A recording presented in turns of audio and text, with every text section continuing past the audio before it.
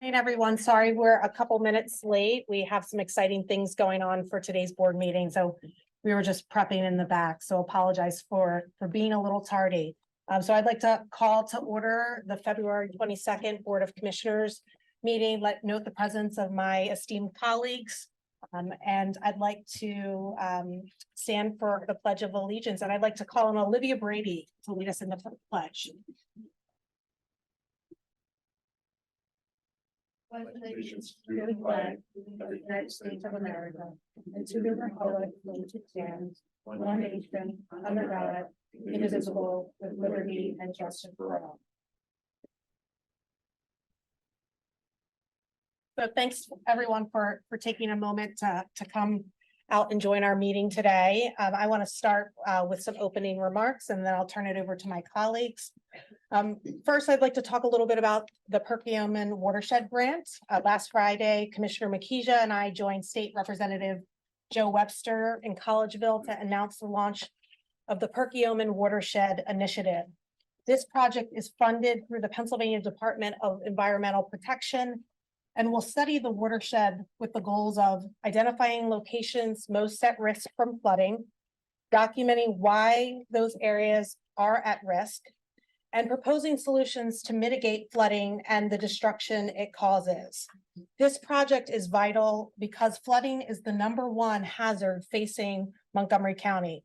We saw the destruction and loss that flooding caused during Hurricane Ida in 2021, and experts predict these extreme weather events will only become more common. As state and county legislators, we might not be able to stop those extreme weather events from happening entirely, and hopefully this project will prevent them from being so costly.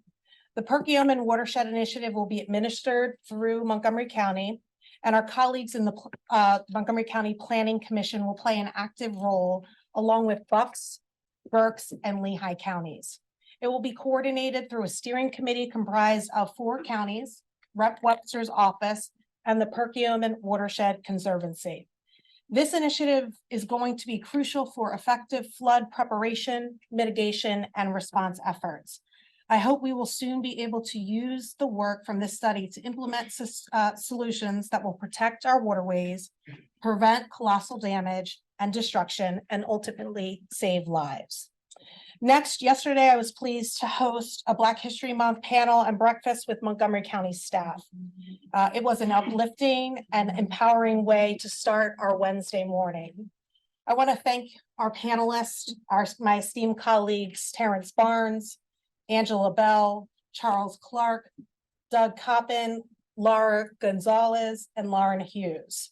We were also joined by our Chief of Diversity, Equity, and Inclusion, Donna Richmond, our Head of Health and Human Services, Dr.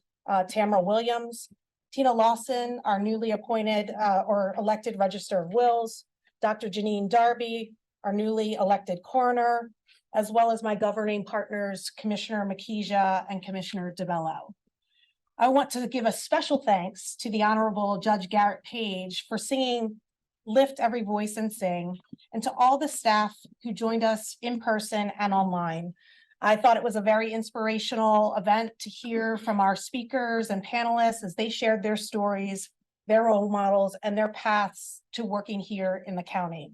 I hope that you all in the community can host, I hope you all can join our other Black History Month programs. We have one in person next Wednesday, and I'm looking forward to hosting several of these types of events to hear the voices of our county employees in the days and months ahead. And so our next program, as I mentioned, will be Wednesday, February 28th at 11:30 a.m. in the community room, first floor at 1430 DeKalb Street in Norristown.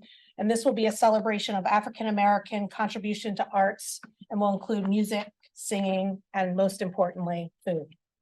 Lastly, I want to talk about our whole home repairs program that we are excited to launch today. As county commissioners, one of our responsibilities is to support our most vulnerable. The whole home repair program strategically targets Montgomery County's low-income households who have deferred repairs to keep a roof above their heads. This state-funded program will allow Montgomery County to provide grants of up to $50,000 to homeowners to make their homes more structurally sound, energy efficient, accessible, and safe.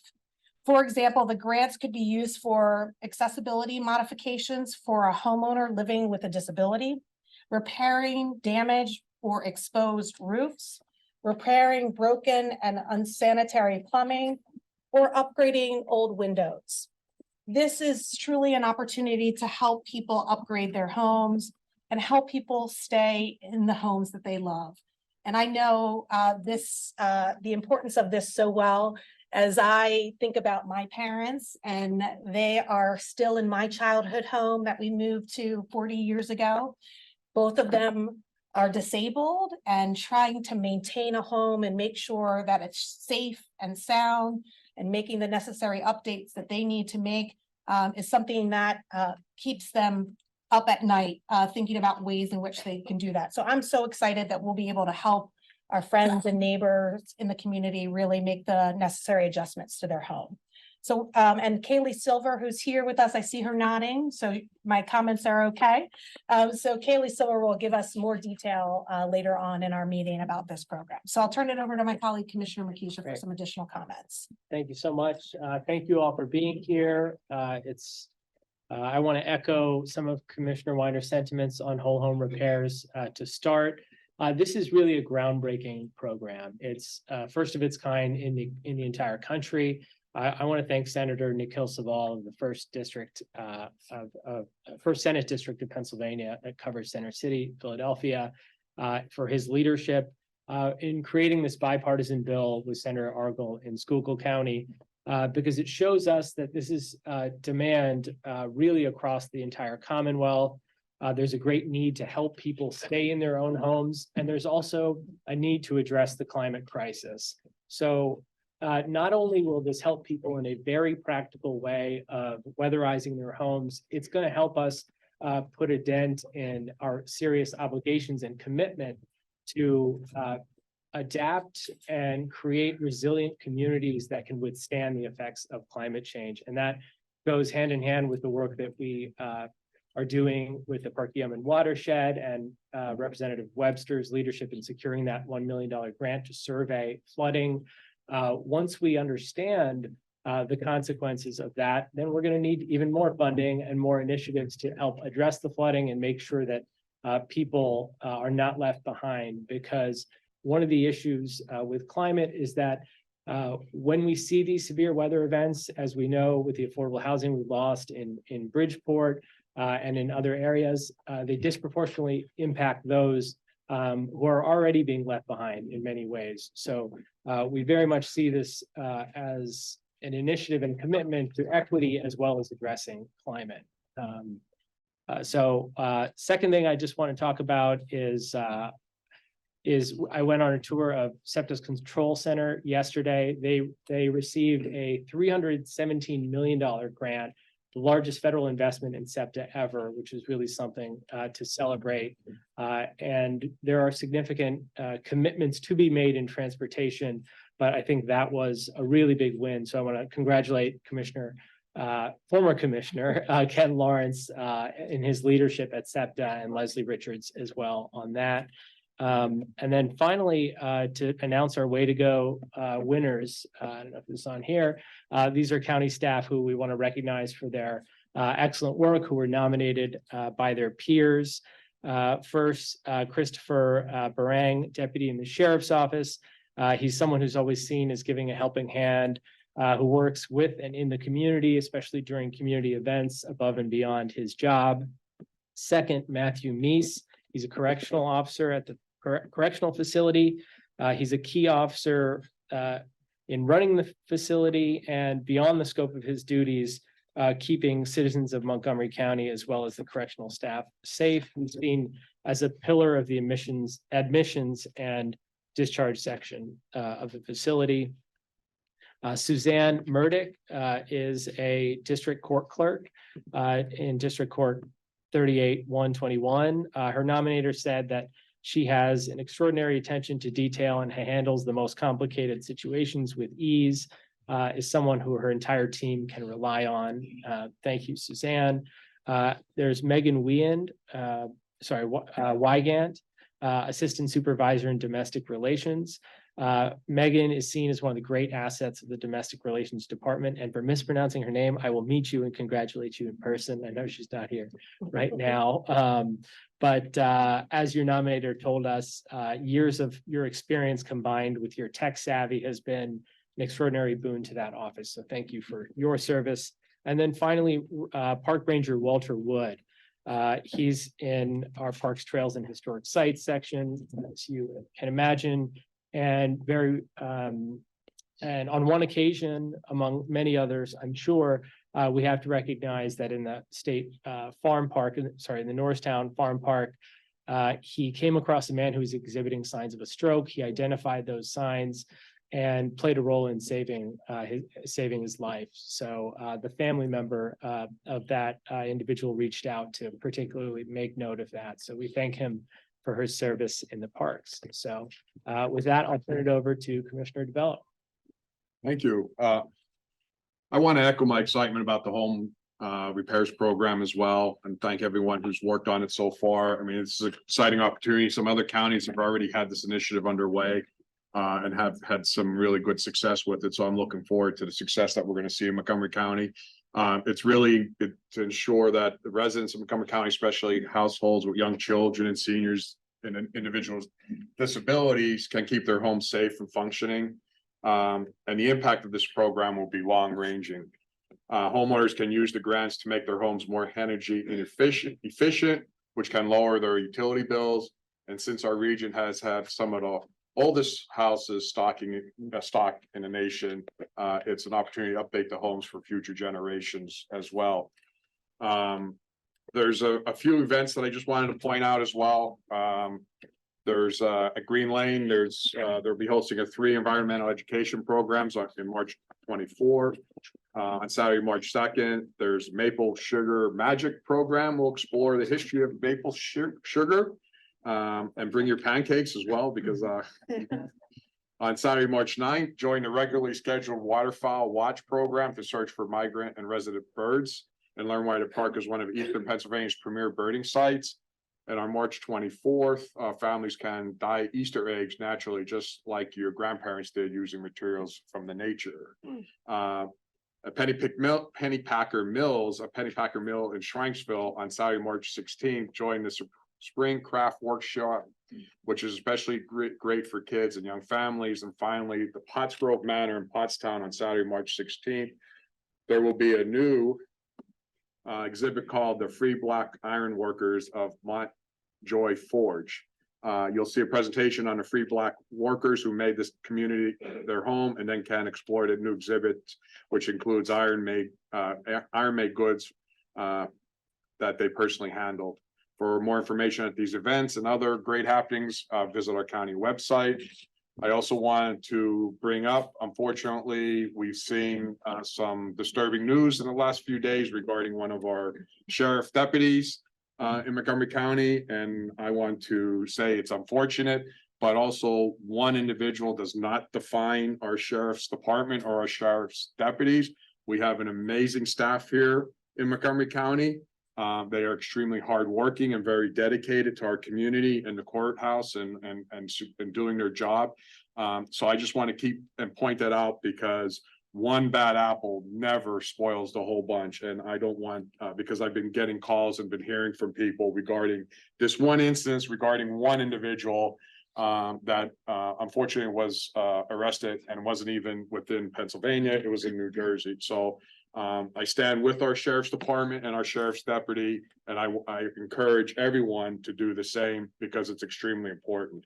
And finally, I did want to, or 2 things I wanted to mention is, this is a great opportunity for us to maybe, I mentioned at one of our previous meetings, I met with some individuals from Laura House and Mission Kids.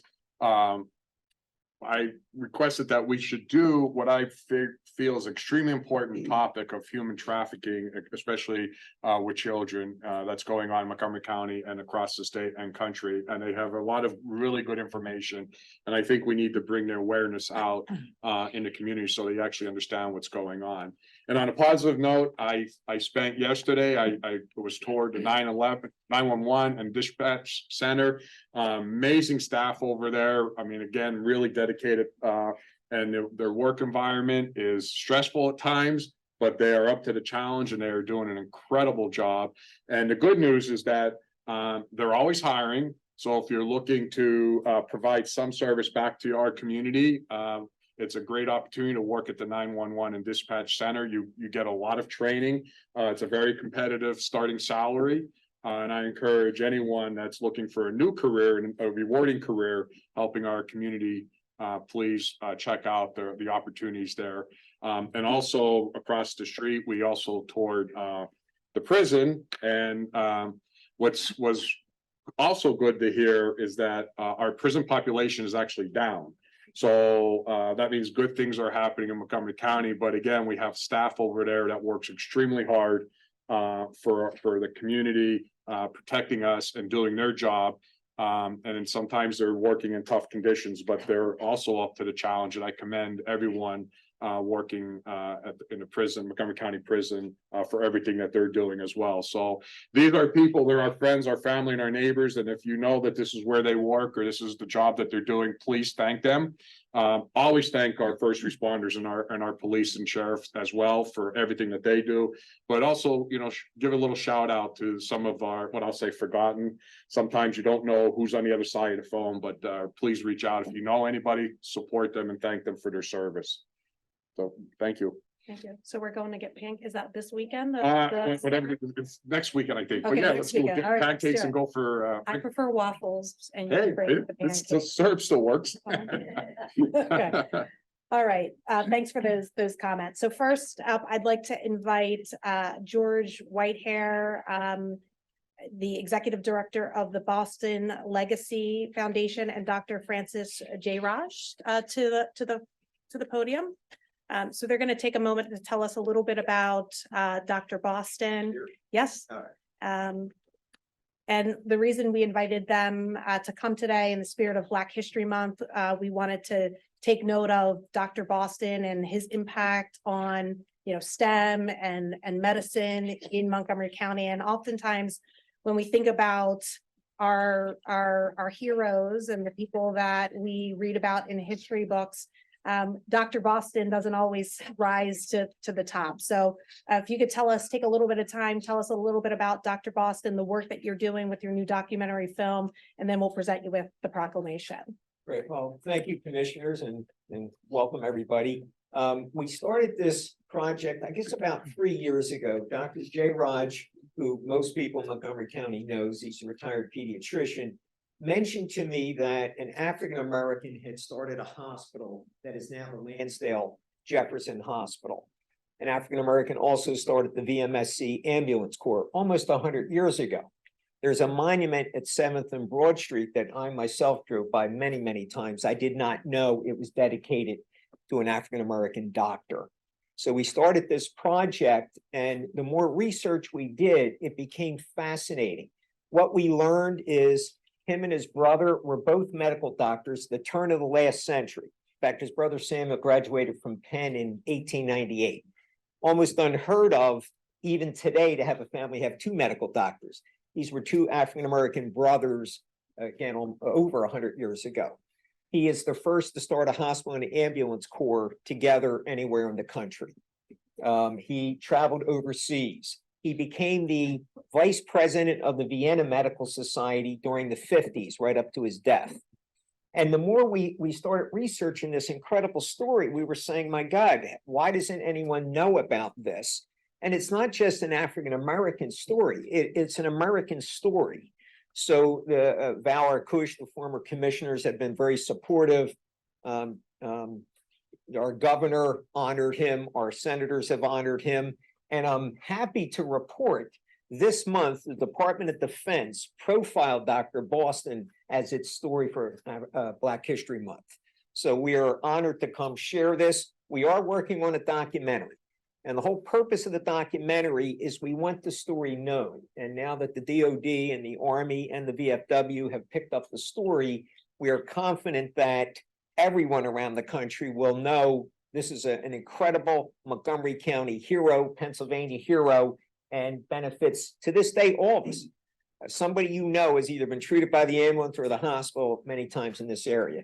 I also credit Dr. J. Raj because both of us, along with a third young woman, Uli Mata Sal, she's in law school. She is actually an immigrant from Senegal, and she is the third member of our team. And Uli used to knock them dead at all of our talks, but then she went off to law school. So I lost one of my best spokesperson, but we are very proud of her. I think she's actually going to be working for the Office of the Governor this summer as an intern. So we are very proud of her, and she represents really the embodiment of what we're trying to accomplish by pushing the story. So again, thank you, Doc. You want to add anything to that, Dr. J. Raj? Actually, you said very well, John. Again, Commissioner Winder, Commissioner Makija, Commissioner DiBello, it's a tremendous privilege, for us to be invited here to say a few words. And also thank all the fellow citizens of Montgomery County. I was actually a beneficiary of what Dr. Boston did. As Joyce said, who would have thought, in the early 1930s, an Afro-American physician from Philadelphia, was a World War I veteran, comes all the way to Lansdale. Remember, in 1930, you're talking about, founded the Volunteer Medical Service Corps, the ambulance corps that is, and also the Lansdale Hospital, which at that time was called Elm Terrace Hospital, which today, I'm very proud to wear this badge, Jefferson Abington Lansdale Hospital. Two of my girls were born at that hospital. I've been a part of that medical staff, physicians, for almost 50 years. And very few people know, anywhere, not in Montgomery County, not in the state, not in the country, that actually creation is not the right of anyone, anyone given the opportunity, and that's what it's all about. So it's an honor, not just to us, Jamila, but also to Dr. Boston, who really did not get the credit that he needed, during his lifetime. And thanks a lot to everybody. Thank you. Well, thank you both for.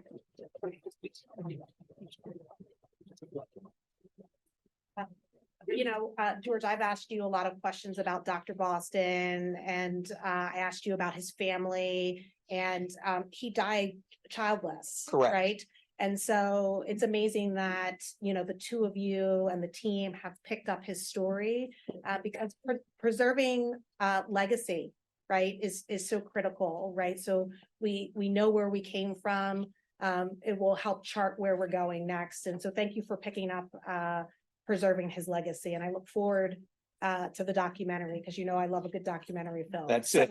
So we'll invite you up to present the proclamation and take a quick photo. All right. Sure, let me just say, Go ahead.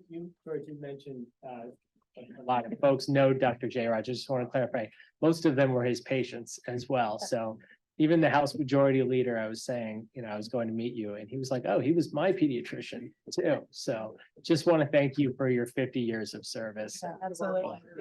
Yes. There we go. That's great. Thank you. We have Dr. J. Yeah. You want to come up here? Okay.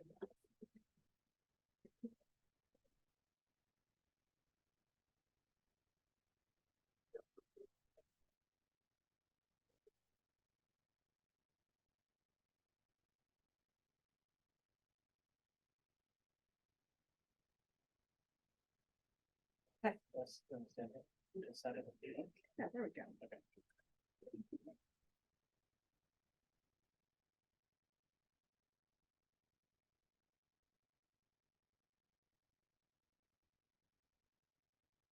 Colin, I think you got a lot of pictures. Good, thank you for being here. Thank you, commissioners, and thank you, everybody, for letting us have this moment here to try to honor this doctor, and look for our film, and you'll learn more about it. Thank you. Thank you.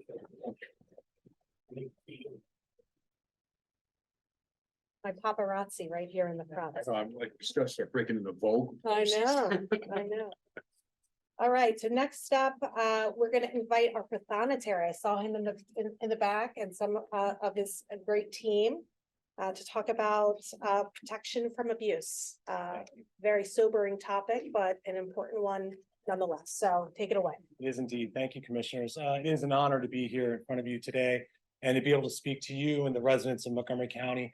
For those watching or in the room who do not know me, my name is Noah Marlier, and I am your Montgomery County prothonotary. And the prothonotary's office, for those of you who don't know, is where you file legal papers with the county. Almost every civil legal filing comes through the prothonotary's office. So before you might have an attorney, certainly before you are able to see a judge, you got to file a legal paper, and those legal papers are filed in the prothonotary's office. We have one specific unit dedicated to protection from abuse. These are called restraining orders in other states. They're called PFAs here in Pennsylvania. And it is such a crucial part of what we do in the prothonotary's office. As you see on the screen, the prothonotary's office has over 100 different filing types, almost 150 kinds of filing types. And my staff is really incredible and well-trained in being able to take those filing types. But we receive 30 to 50 petitions specifically for PFAs a week. So that's a number, but those are human beings that come into our office, that come to the county seeking help, seeking protection from domestic violence. 30 to 50 a week, sometimes more. Sometimes as many as 20 in a day. And it is sobering, but it is something we need to discuss. And I've taken steps, and the reason why I'm here today before you is I and my office have taken steps to make this process just a little bit easier. We're talking about a situation where people come in literally bruised and battered. They come in one of the hardest times in their life, and they have to spend hours in the courthouse. It is difficult. It is not only addressing a terrible situation, but then they have to relive that situation by going before a judge, talking about what happened, coming back a few days later for a final PFA, talking about what happened, facing their abuser. It's really a challenging thing for these folks. So we have 3 different initiatives there to make it just a little bit easier, hopefully. So the first is an online protection from abuse packet. This is really incredible. This is only done in this way and this kind of access in Allegheny County. So Montgomery County is the second in the state to have this kind of access. And that access is that instead of coming to the courthouse, and this is the way it's always been done, to get a PFA, you got to come to the courthouse, you got to go to court administration, come down to the prothonotary's office, up to the courtroom, back down to the prothonotary's office, to the sheriff's office. It's a long process.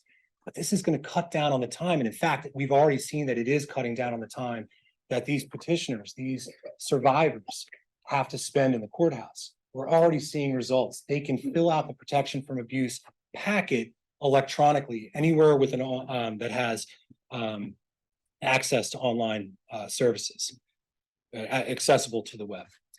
And like all great ideas, this came through collaboration. This came through a spark through someone else's idea, frankly. And that was Laurel House.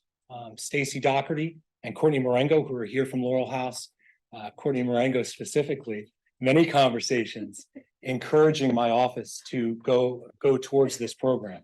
And I want to thank them for the job they do, that Laurel House does, the domestic violence shelter, specifically the job they do in advocating for domestic violence survivors and pushing elected officials like myself to do more. And we were so proud to be able to see this through. I want to thank my first deputy, Lauren Tilger, for all her work on this. It was a Herculean effort to make this happen. I want to thank the DA's office as well for their contributions. Just really an incredible thing. So again, survivors, because of this electronic access, will be able to at least start the petition from home or anywhere they have the internet. The second program is the Hope Card Initiative, the Hope Card program. This is something that's only being done by a handful of states, about 3 or 4 states in the country, mainly out west, Virginia, Idaho, Montana, and now Montgomery County. The Hope Card is basically the final order that someone gets, that a survivor gets, that protection from the courts. but it's reduced to a credit card size. And this is very, very important because that order is a typical size of paper, right? And oftentimes it could be a packet and a number of pages. And to have that order on your person can be challenging. Oftentimes survivors keep that order in their glove compartment or at home in a lockbox. This Hope card will have some of that pertinent information from the final protection from abuse order on it so that they can take that out if they're being stalked or harassed in public. They can go up to a police officer, they can go up to someone and say, hey, I have a PFA, here's my Hope card. And that officer can look up the information based on that information that's on the Hope card. This is good for law enforcement, and it's certainly good for the survivor, making that final order and the information that's on it more accessible. Again, like all great ideas and all important things that governments do, it came from ideas from people smarter, frankly, than me. And I was having coffee with Karen Bramblett. She's a Plymouth council person. She's here in the audience. And this was just over a year ago. And she brought up this idea. She said, there's this thing that couple states have, and I think we should be doing it. And I said, absolutely, we should. So like all good ideas, again, it comes through collaboration and sometimes coffee. And so I'm very grateful to have gotten the idea from Karen Bramblett, who, by the way, was the prothonotary to the Superior Court in a previous life. So she knows how to spell prothonotary and what it is. I'm grateful for that as well. I do want to thank the District Attorney's Office and the Pennsylvania State Police. A big part of this program and this initiative was making sure that our stakeholders had buy-in, right? We don't want a survivor to go up to a police officer with a Hope card and the officer not know what it is, right? So to have the collaboration of Kevin Steele and the support from him and the Pennsylvania State Police as part of this program is just really, really important. I want to thank in my office, my second deputy, Carolyn Gillen, who's here as well, my supervisor in the PFA department, Colleen Farrell, who's also here, who helped with this. These, again, will be going out when someone gets a final protection from abuse order. We'll be sending them out weekly. And the third initiative, gosh, it's something that seemingly is so simple, right? But it had never been done for years. The folks that came to my office to get help from the courts would sit for hours in the hallway across from the women's bathroom. And they oftentimes, vast majority of the times women, oftentimes with children, more than one child, sitting in the hallway, and it's heartbreaking. Because again, this is an extremely difficult time in someone's life, and to have to sit in that hallway in a cold environment, not a welcoming environment at all, it was awful to see. But we've done something about it. We've opened a PFA waiting room. All this took was realizing that our passport office didn't need to be for passports. We've simply moved our passport agent to sit with the rest of our clerks. They didn't need an entire office onto themselves. And having that realization and working with my team, we were able to make the room, instead of for one of our clerks that could be put somewhere else, into a room that was welcoming and positive and vibrant for the petitioners that were here for PFAs, specifically the children that have to spend hours in our courthouse with their parents while they wait for a PFA and wait for them to go in front of the courts. I want to thank my community outreach director, Ann Cornell, for all her efforts with this. I want to thank my office manager, Linda Severson. What an incredible team putting this together. I also want to thank the folks around the county that donated books, donated coloring books, crayons, and other things to make this room happen. There's very little expense to the taxpayer. This was simply people out of the goodness of their heart donating items. I specifically want to thank Representative Serrato, Representative Genst, State Senator Muth, the Norristown Public Library, who facilitated bringing together a lot of books for the children. Recycle, Read, Repeat, a Norristown bookstore.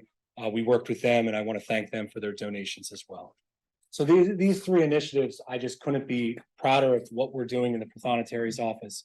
To me, and I know the commissioners share this sentiment, good government is about focusing on the people, and good government is about focusing on the residents of Montgomery County, and every single day waking up and thinking, what can I do for them? That's the job.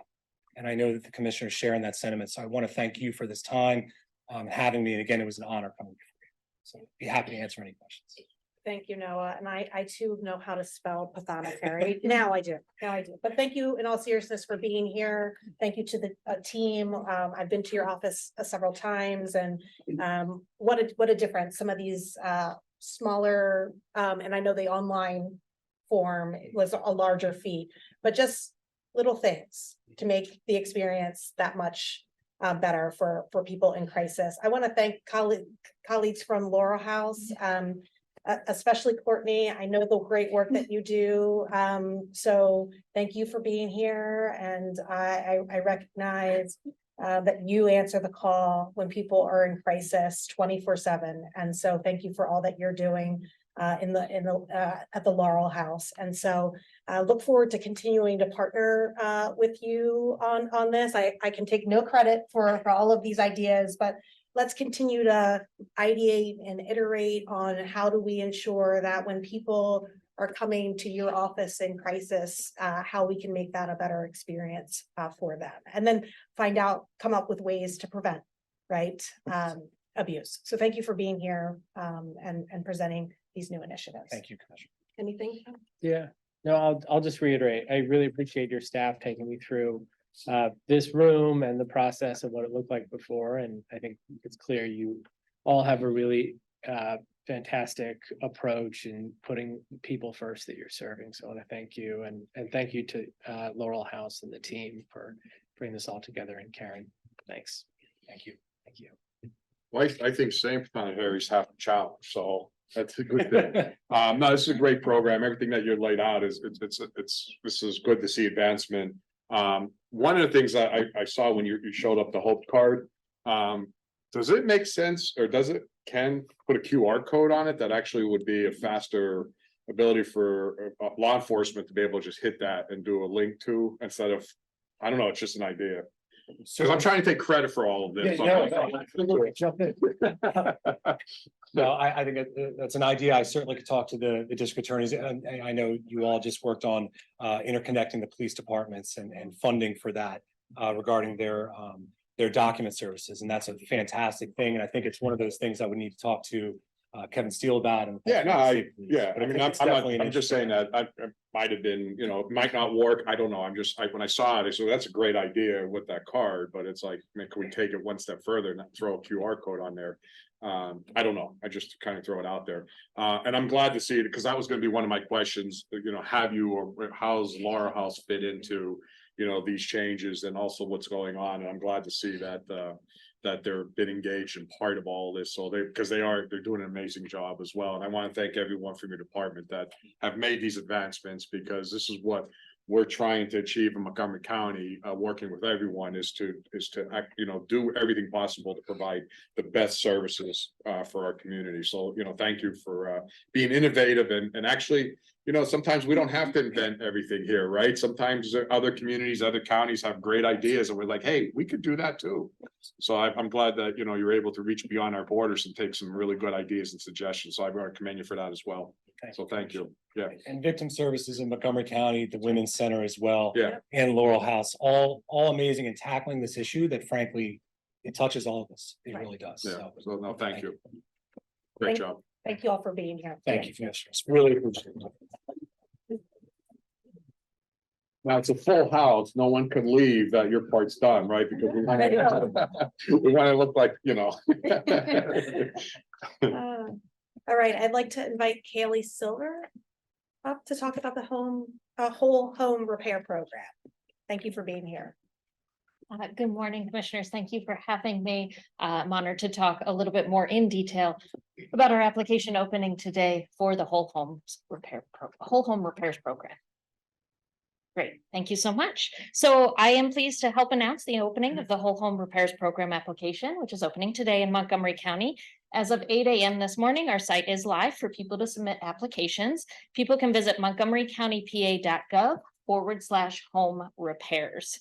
The whole home repairs program aims to provide eligible homeowners in Montgomery County with grants of up to $50,000 per owner-occupied unit to address habitability and safety concerns, provide measures to improve energy or water efficiency, and make units accessible to individuals with disabilities. So for eligibility, applicants must own and live in a home needing repairs in Montgomery County. And household income must not exceed 80% of the area median income as determined by the federal government. So just a quick idea around those numbers: 1-person household, that's 62,500 or lower; 4-person, it's 89,250 or lower.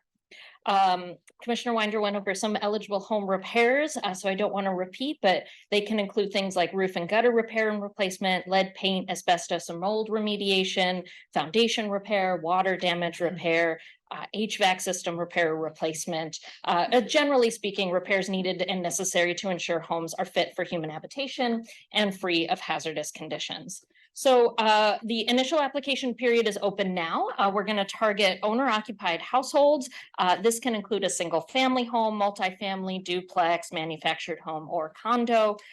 Depending on availability of funds, in later rounds, we may open up to small landlords, but we're also braiding other programs as well. And I'll talk more about that in a minute. That will also help, because we're really excited about how we can leverage this program with preservation and stability of homes throughout Montgomery County in an equitable and targeted way. So based on the funding, the initial round of funding from the state for this particular program, we aim to equitably target about 100 to 150 homes to receive repairs, weatherization, and or improvements. We're really excited again around braiding and expanding upon the impact of this program, and look forward to potential to have future opportunities for more funding for this program from the state. It is anticipated, right, that the need is greater than the current resources. So the amount of applications received will likely exceed our availability of funds. So I want to talk a little bit about our dynamic, targeted, and equitable process for prioritization based on risk factors. So generally speaking, we're going to target households within a Justice 40 census tract, which, if you're not familiar with Justice 40, it's a federal tool out of the U.S. Department of Transportation, which identifies neighborhoods that are disproportionately burdened by climate change, aging housing stock, health inequities, legacy pollution, and other factors. So we have certain blocks and a map on our website to kind of outline those Justice 40 census tract. Also, generally speaking, we hope to prioritize owner-occupied households making 65% or lower of the area median income, households with the presence of young children, older adults age 62 or older, and or persons with disabilities, as well as pre-1978 housing stock. So again, really focusing on habitability, safety, and accessibility related repairs for our homeowners to stay safe inside their homes.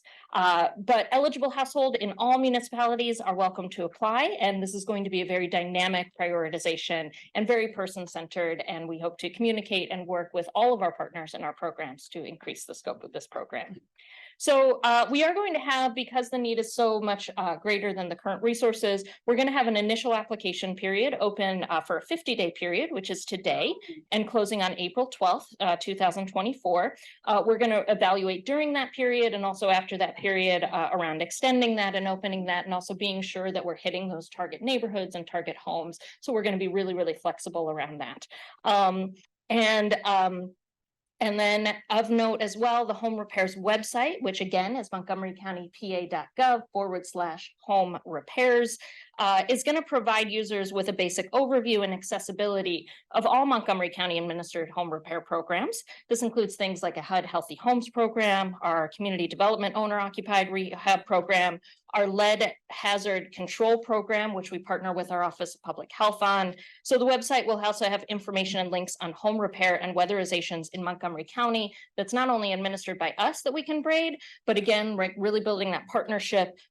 It'll give information and resources to private, nonprofit, and state entities throughout Montgomery County that also provide home repair, right? So again, we're really happy to help centralize, coordinate, and align on this to have the most homes as possible and get the most repairs as possible. So happy to answer any questions. We're incredibly honored and excited about this program and look forward to its really robust future as well.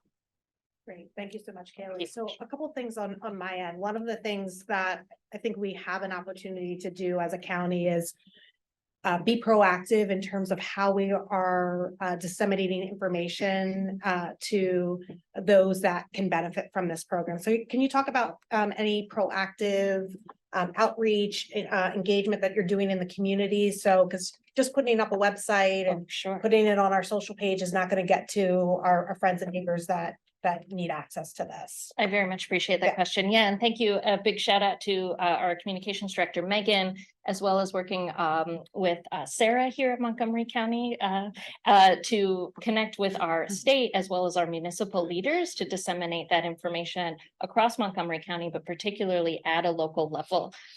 So we are not ending our communications or outreach program. We are also having the application available in Spanish and are partnering with various nonprofit organizations out in the community for increased outreach and language accessibility access. Awesome, good to hear. And I was going to introduce our new head of external affairs. That's okay. Okay. Sarah Charles has just joined our team. It's her day 4. Right, day 4, is it day 4? It's day, it's day 3, because Monday was a holiday. Yeah. So not to give a plug for Sarah, but Sarah is going to play a role in addition to the work that you do, connecting with key stakeholders in the community. Our new role that Sarah will play is really engaging with township managers, our foundation partners, community organizations. And so we want to make sure that we have tentacles out into the community. And so we're really thrilled that Sarah Charles is joining us from the PA Attorney General's office. But Monco is home for her. So she's in Lower Providence. So thrilled to have you on the team. And thanks for working with Kaylee on getting the word out. Thank you. Yeah, I'm actually serving the township supervisor in Lower Providence. I grew up on Ross Road in King of Prussia. I went up for Marion. Did outreach work statewide in all 57 counties. So I'm really excited to come back home and do this work here. I'm very familiar. I worked with the state senate for 8 years, starting with Connie Williams. So back in the day. So I'm really glad to be here and hope to help Monco grow. Great. Thank you for that. Not to put you on the spot. Other comments, questions? Sure. So thank you, one, for the relatively minor, but request that I had to try to make this open today instead of in 4 days. So thank you for making that happen so we could announce it the day of our meeting and make sure people hear about this. I think what we've seen in at least Allegheny County, I understand, is that the wait list, is significant, but it will be helpful to still encourage as many people as possible who are eligible for this and even apply and find out if you're eligible, right? Because once we have a sense of the need and the demand, we can go back to Harrisburg and say, here's our need, right? And I think this was seen as a seed, a significant seed of 150 million the first year and now 50 billion in the second budget. Is that right? That is correct. So depending on what we find out here, we'll get a sense of, what the real need is in Montgomery County. So I'm excited to hear about what you're getting in terms of the applications and how we segment those and understand that. I would love to see the map on the Justice 40 census tracts. That sounds really just fantastic because of the prioritization that we're going to be able to accomplish from that. And then, I would just add this last piece on Sarah, who's working away. But we're thrilled to have her on board because this is how we're really going to reach people, is through a robust, external affairs, public engagement office that works both with our local electeds as well as community organizations. So welcome. Go ahead. So this is a great program, and I don't think we're gonna have to advertise it too much because it's already being talked about around the county with many individuals. We've had it on our website for what, a year now, or something like that. It's been announced. So people have been anxious for the kickoff of this program, so that's a good thing. So this is fully and 100% funded by the state, right? So is the plan to exhaust all 150 million the first, are we gonna try to sparse that out, or is there a plan? Oh, apologies. So 150 million was for the state as a whole. Montgomery County received from the state approximately a little less than 6 million, right? Right. We expect that to go very quickly and Right. expend all of it very quickly. Of note as well, part of that, the state is requiring us to also invest in workforce development. So we're have partnered closely with Jenny Butler and we'll be doing some workforce development programs related to construction and home repairs as well. So is this coming out of the same pot? Yes, it is the state's ARPA funding. Right, okay, Yes. so, because is there a limit of how much somebody could ask for? Yes, the grants are up to $50,000 per Up to year. $50,000. Yes, Because some of the things you talked about, like just with lead remediation and all that, could be quite expensive, so. yeah, which is why we're also excited, right, to consolidate and braid the funding, right? We're very excited about this program, but we're also not isolating it, right? So it is being joined with other programs that my office, the Office of Public Health, have applied to HUD to receive, such as a lead remediation program, right? Right. So it gives us the opportunity that if we have a home where repairs may exceed $50,000, but part of those repairs needed is lead remediation, we can go into the other program, right? So Right. potentially households can receive more funding and more support. We're just braiding different programs Right. together. And that's great to know. Yeah. So, well, I look forward to hearing about, the first couple that go out, and I'm assuming there's gonna be a process in place to track. The spending of how the money's spent and Yes. the results of that. Yes, absolutely. Yeah, so I'll be really excited to see when those first go out I mean, so I'd love for you to come back at some point to kind of give an update on, we've put out X number of dollars to date. This is what we've seen as far as, improvements made and, just kind of, so I look forward to an update like that. So thank you. Thank you. Yeah, and just one final piece. What is the timeline you think from like actually getting funds out the door? Great question. We expect them to go very, very quickly, likely.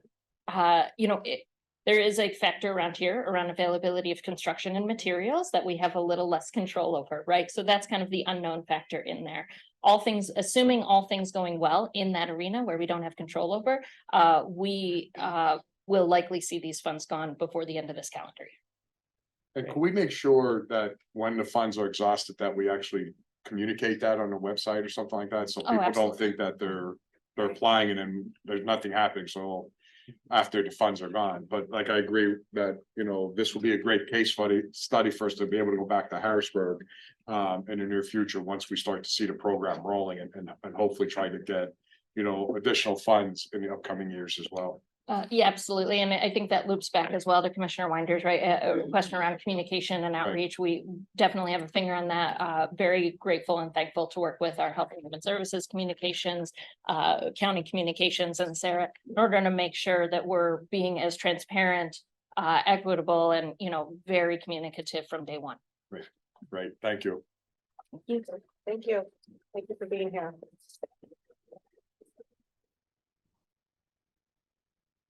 All right, I'd like to invite Jesse King, our Director of Assets and Infrastructure, and Tom Bonner, our Deputy Chief Operating Officer, to give us an update on the Montgomery County Justice Center project. Good morning. Good morning. Just gonna be me. Tom's just gonna, Okay. assist Just if gonna needed hang in at the this point, background. but- Okay, all right. thank you for having me today. Good morning, commissioners. It's a real thrill to be here. As someone that's worked for the county for a long time, I personally lived through some of these buildings and some of the struggles that we had, especially in the courthouse. So I remember thinking the project was hearing rumors and whispers, and to see it come to fruition and to look out that window and see the building rising out of the ground is really exciting, and I'm happy to report on the project for you. What I'd like to do today is go through 4 steps. I want to talk about where the project originated. And when I say that, it's how it came to be, how the development happened. Secondly, I'd like to talk about the progression, how the project was managed, how it was put together when we started to build the project, where we are today, and then steps that we're looking forward to going forward. So we can move to the next slide. Project development. Dating back to 2013, 2014, it was determined that we needed a plan for downtown campus. County officials were receiving comments, complaints, concerns about operations and buildings within Montgomery County. We knew that there needed to be, or county administration knew that there needed to be an investment at that point into this campus. The question was how to do that. Next slide. County officials developed a county campus redevelopment plan. The plan involved a number of downtown projects. We're talking about 1 today or 2, focusing on making our downtown operations more efficient, safe, and convenient. There was also a goal of modernizing county assets to serve residents far into the future and to spur development in Norristown. Could have the next slide. So what were some of those concerns? Why was this plan needed? I'd like to break it down into 4 distinct areas. The first being, I'm just going to read from the slide. County and court administration operations are inefficiently distributed across campus satellite facilities, and additions to historic courthouse have complicated circulations. Now, that's somewhat of a mouthful. More simply stated, the current assets do not serve the operations of the departments at the downtown campus. We have departments spread across multiple buildings. We have, for example, the district attorney's office is working out of this building as well as the courthouse, multiple floors on this building. We have court operations operating in both buildings at this point. We have judicial chambers, we have actual courtrooms, we have court reporters stationed in both locations.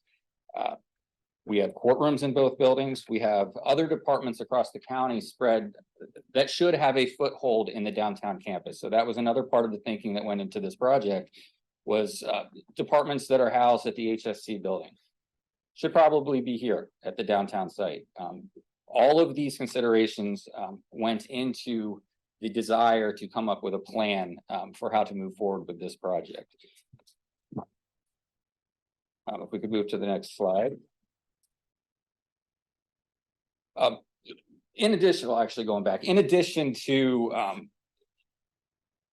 just those things being uncomfortable or not enough size, there are major safety and circulation concerns with how the current setup is operated. So when you have that number of departments and those different type of operations working within 2 sites, you have different levels of security. You have different protocols that must be in place for whether it's judges, whether it's people visiting the courthouse, whether it's employees, whether it's law enforcement officials. All of these people are mixed into the current setup, and it creates challenges for security. It creates challenges for circulation. It should be noted that our security department and our sheriffs are doing a wonderful job with the hand that they've been dealt. You know, we are safe, we are doing it right, but it could be much, much better and more efficient with a new design for circulation, with new buildings, with new assets. Now we can move to the next slide, please. There is, actually moving back, I'm sorry, I'm not used to the slider. Number 2, the current buildings, as well as being functionally inadequate, they're deteriorating. We identified massive problems with water infiltration among within the courthouse, within this building. People that worked in that building know that there are areas that were wet on a routine basis. We had a courthouse garage that had a number of parking areas that were completely inaccessible to the employees due to water infiltration into the building. It created a hazardous condition, and it was something that needed to be addressed. Next slide, please. Another factor was the improvement of Hancock Park.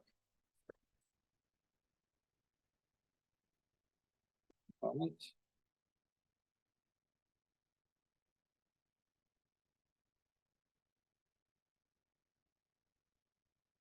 To say it nicely, Hancock Park was an inhospitable and underutilized public space. The picture alone lends itself to that statement. It's not inviting. You know, I worked in that building for a long time. It was underutilized. It was not something that would attract people to the county seat. Part of the plan was to renovate the park and make it an inviting situation that would attract people to Norristown and spur development in Norristown. Next slide, please. Finally, and this goes a little bit along with the second point, is that the courthouse is in rough shape. It is in need of a massive renovation to bring it up to a standard of safety and code that is appropriate for employees working in there moving forward. Back in 2015, a study was conducted that determined that $180 million investment was necessary to bring that building to where it should be. I use the word refurbished. $180 million to refurbish the building to where it would be operational. That does not address all of the concerns that we've laid out already with circulation issues, with size issues, with parking issues. That would restore or refurbish the building to where it was when it was designed, which is still an inadequate space for the county operations. Next slide, please. With all of these issues on the table, the county developed a plan with defined goals. Now, I want to note that these goals reach far beyond simply adding more courtrooms to the facility. These goals touched on all of the things we've already talked about and encompass a real holistic approach to bettering this site in downtown Norristown. They include plan for the next 100 years, revise the campus to serve as a public destination place for the county, reflect through design and construction the greatness and diversity of the county, help catalyze other development in Norristown, provide modern accessible facilities for the people of Montgomery County, promote reasonable development and design practices, and balance security and accessibility. I think this list shows that this was clearly more, this project is more than simply building a bigger building. It's about providing a better environment to the employees, creating an attractive destination for those visiting our sites and Norristown, creating an asset that allows our employees to better serve the residents of Montgomery County. Next slide, please. So it was time to get to work. How did the project progress? The project follows a lean target value design based agreements through which the owner, the architect, the construction manager work in collaboration through the entire design process to align goals with design costs. The county contracted with our architect and design engineer, Skidmore, Owings, and Merrill, SOM. We also contracted with Skanska USA, our construction management firm. Skanska was instrumental in developing the plans for the phasing process and the construction documents to bring the project to life. Next slide, please. A primary benefit to this approach is that one of the real desires of Skanska, or the drives of Skanska and the architect, are to through constructability reviews, reduce the need or the exposure for change orders resulting from design or coordination error. This has actually played out. At this point through our phase 2 project, we maintain a reasonable change order level of less than 1.5% of total contract value. So by bringing on these entities, they work with our project teams to make sure that we design something that isn't going to run into problems in the future. Next slide, please. Through that process of design, we, along with our architectural team, developed guideline or guiding principles. These principles are used and applied to every major decision that takes place through this process. They are timeless. The project should uphold the dignity of the traditions of the court. It should be flexible. I think it's obvious that we've all experienced change in the last couple of years, and we need to be flexible with whatever we build to adapt to those unforeseen circumstances that would change our operations. The project needs to be open. This is a public building. It needs to be inviting. It needs to be accessible. It needs to be safe for those individuals that visit it. It needs to be modern. Along with modern becomes efficient. It needs to be contextual. It's a historic building. There with dignity and traditions that go along with it being an historic site. We wanted to make sure that through the design process, we built something that meshed with that context. And finally, sustainable. We'll touch on this point a little later, but it's tremendously important if you're going to put that investment into a structure that it is sustainable and that it's something that we can be proud of and we can champion going forward. Next slide, please.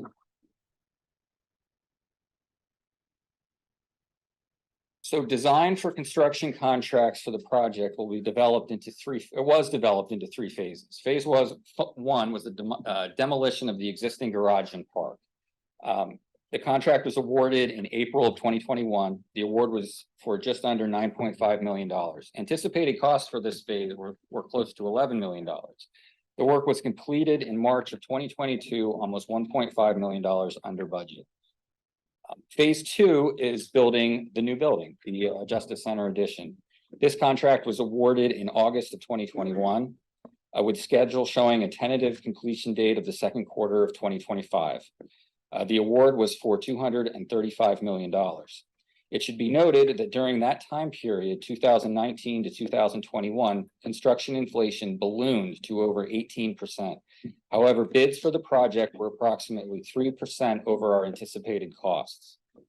And finally, phase 3, the renovation of the existing courthouse.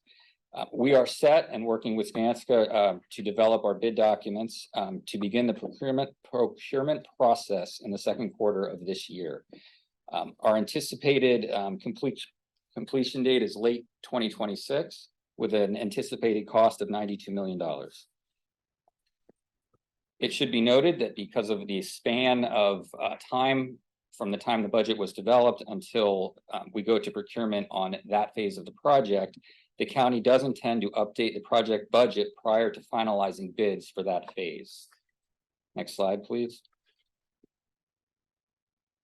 This is another look at project implementation, and the point of this slide is to show that the project does in fact span a long period of time.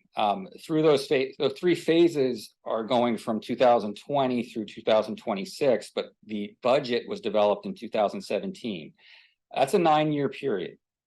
The original project budget of $400 million, or excuse me, $415 million accounts for the work completed across that entire span of time over those 9 years. Our teams have worked and will continue to work to maintain that budget number. The estimate does include escalation, but it must be considered that the construction industry has experienced historic inflation over this 9-year period. Next slide, please. So what have we done? This graphic shows you the demolition from phase 1. That is the southern facing portion of the courthouse was completely demolished, including the parking garage and courtrooms 1 through 6 on the plaza level of the existing annex building. This will make way for an improved Hancock Park. As someone who parked in that building for almost 18 years, very few people shed a tear when they tore down that parking garage. So it is gone, and part of that plan was to, or that phase was to prep the site for the construction of phase 2. Next slide, please. So where are we right now? For those tuning in online, this is a shot of the construction as it sits. I believe this was taken yesterday. The building is going up. The steel has been completed, and as you can see, the stone-looking glass panels have started to be installed around the building. That work will continue for the next few months. What you don't see in this photograph is all the work that has been undertaken behind those tarps. We have interior trades that have done a massive amount of work. I have personally toured the building a number of times and am shocked at the amount of mechanical, plumbing, civil, carpentry work that has been completed at this point. That will accelerate when the enclosure system is fully completed to keep the elements completely out, and we can start with finish work, millwork, and that's all planned in the next year, again with a completion planned for mid-2025.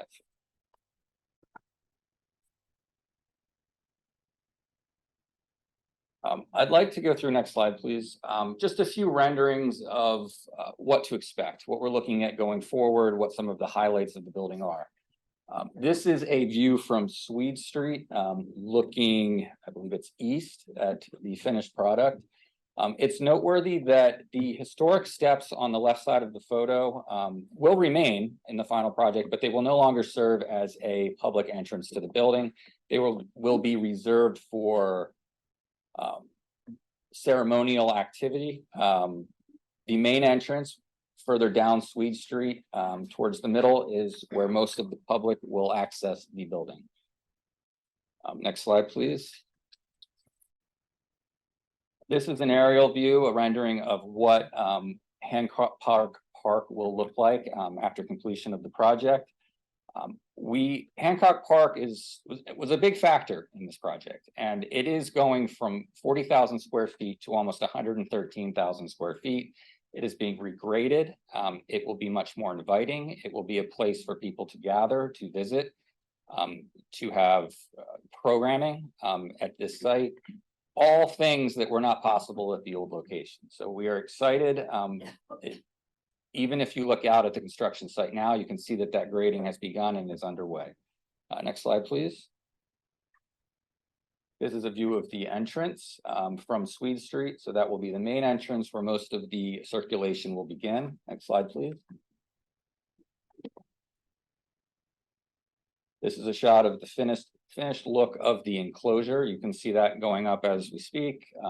It's a slow process, placing each one of these panels in place, but work is underway and it will be come together. I am told by the contractors that the process will speed up as they learn to place these panels in a more efficient manner moving forward. Next slide, please. Again, another shot of the entrance. Next slide. This is a really interesting and exciting component to the new building. This is the entranceway. If this is looking from the opposite direction of where you would enter, that Swede Street looking through the glass. The existing courthouse building, the southern facing wall, exterior wall, will now serve as the interior wall of this interior vestibule welcoming area. This is where all the circulation will begin through the building. Next slide, please. I only show this slide, this exciting corridor shot, because a big part of the program, a big part of the design was to change the circulations, to change the layouts on the interior. I find Mr. Marlier's comments moving this morning, because that's a big part of what we were doing, is changing waiting rooms, changing circulation so that different groups do not need to be sitting in the hallway together, awaiting some sort of uncomfortable situation. From the very beginning, through programming, through design, that was one of the goals of the project, was to create circulation that is better for operations, as well as circulation that was better for safety. So we are excited about that coming together. And even walking the building now in the construction phase, you can see those portions of the building coming together. Next slide, please.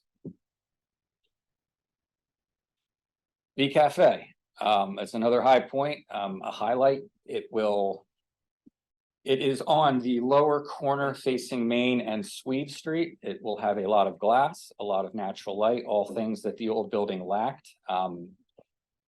Again, as an employee with the county for a long time, we lack a common meeting place where employees can come together and have lunch or plan something out, or a quick meeting. This will provide an opportunity for that. We have some ideas that aren't finalized yet to provide some really exciting artwork in these areas. We are in the process of talking to fresh artists to provide artwork provided by local high school students to fill these halls with color and art to make it an even more welcoming environment. Next slide, please.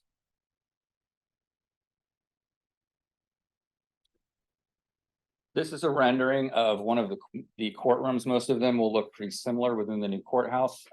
Through the programming stage, one of the big asks was that the courtrooms be better set up for virtual and audio-visual technology. I have sat in with our designers from SOM and our court staff at this point to describe what's going in there, and it's quite impressive. It's going to be plug and play and just light years ahead of what we had to deal with in the old courtrooms when we wanted to bring a laptop in and put up a presentation. Every single element was designed to make it functional, efficient, and easy to operate. So we're excited about the direction these courtrooms are going in. Next slide, please. Again, another shot of Hancock Park looking up.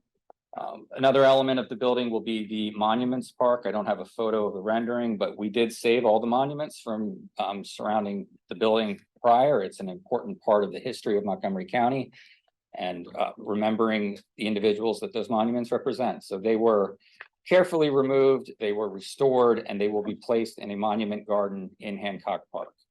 Next slide, please. I'd like to talk very briefly about sustainability. It's tremendously important. I could go into all of some of the smaller details that makes the building more sustainable, but I really think the punchline is up there. We increased the building square footage from 187,000 square feet to 300. We had added 300,000 square feet, and we are using the same level of energy consumption on the final product. This is one, it shows just how inefficient the old building is, but it also shows that we are incorporating those new systems in the new Justice Center as well as the renovation of the existing courthouse. So in whole, the building will not serve as a additional pressure in terms of energy consumption. Next slide, please. Just finally, to close, I want to thank you for asking for this presentation today. I think it's tremendously important to have transparency with these projects. You understand that. That's why you asked us to put this on today. So the Department of A&I are proud of our projects, and we're always willing to come forward and give you the information that you demand to be transparent. Thank you.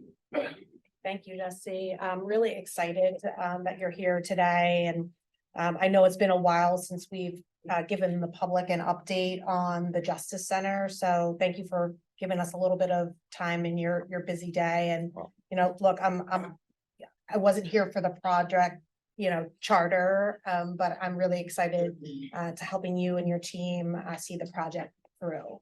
I think it will really give Norristown, our county seat, the boost that it needs. And I'm glad that we were able to share the progress with the public. So we'll do this again so that we can have that level of transparency and the public can hear what's going on. So any questions, comments? No, I mean, I want to thank you for the presentation as well. I think it's extremely important. I agree with Commissioner Winder that we need to do this on a regular basis, on a quarterly or whatever makes sense as far as especially as we're looking at, you know, the next year and a half, when a lot of stuff is going to be happening now, especially once you get the building enclosed.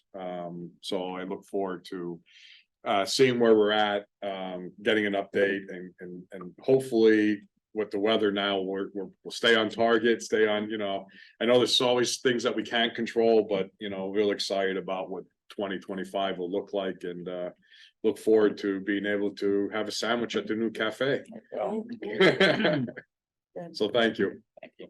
Yeah, I'll just say thanks, and I'm sure there are many staff who are waiting, obviously, for this to happen. I know our prothonotary's windows are boarded up right now, and he can't wait to take those down. So Awesome. Thank you for being here. We can clap for that. That's good. Absolutely. All right, next up is public comment, and that's for agenda items only. Ann Harrington.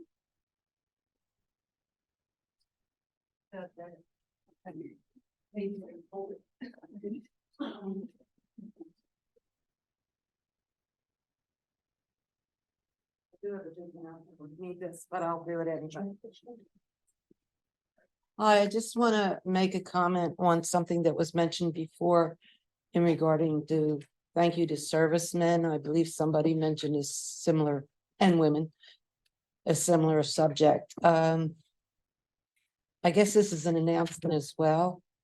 March 23rd, which is a Saturday, Governor Josh Shapiro cannot attend because of religious obligations, but there's going to be a commendation gold medal award ceremony being presented at Valley Forge Park in the Hospitality Center. So I hope anybody or everybody can attend. If you want to know more, just ask me. Thank you. Thank you for that comment. And so just a reminder, it's for agenda items only, okay? Who's up next? Ed Moy.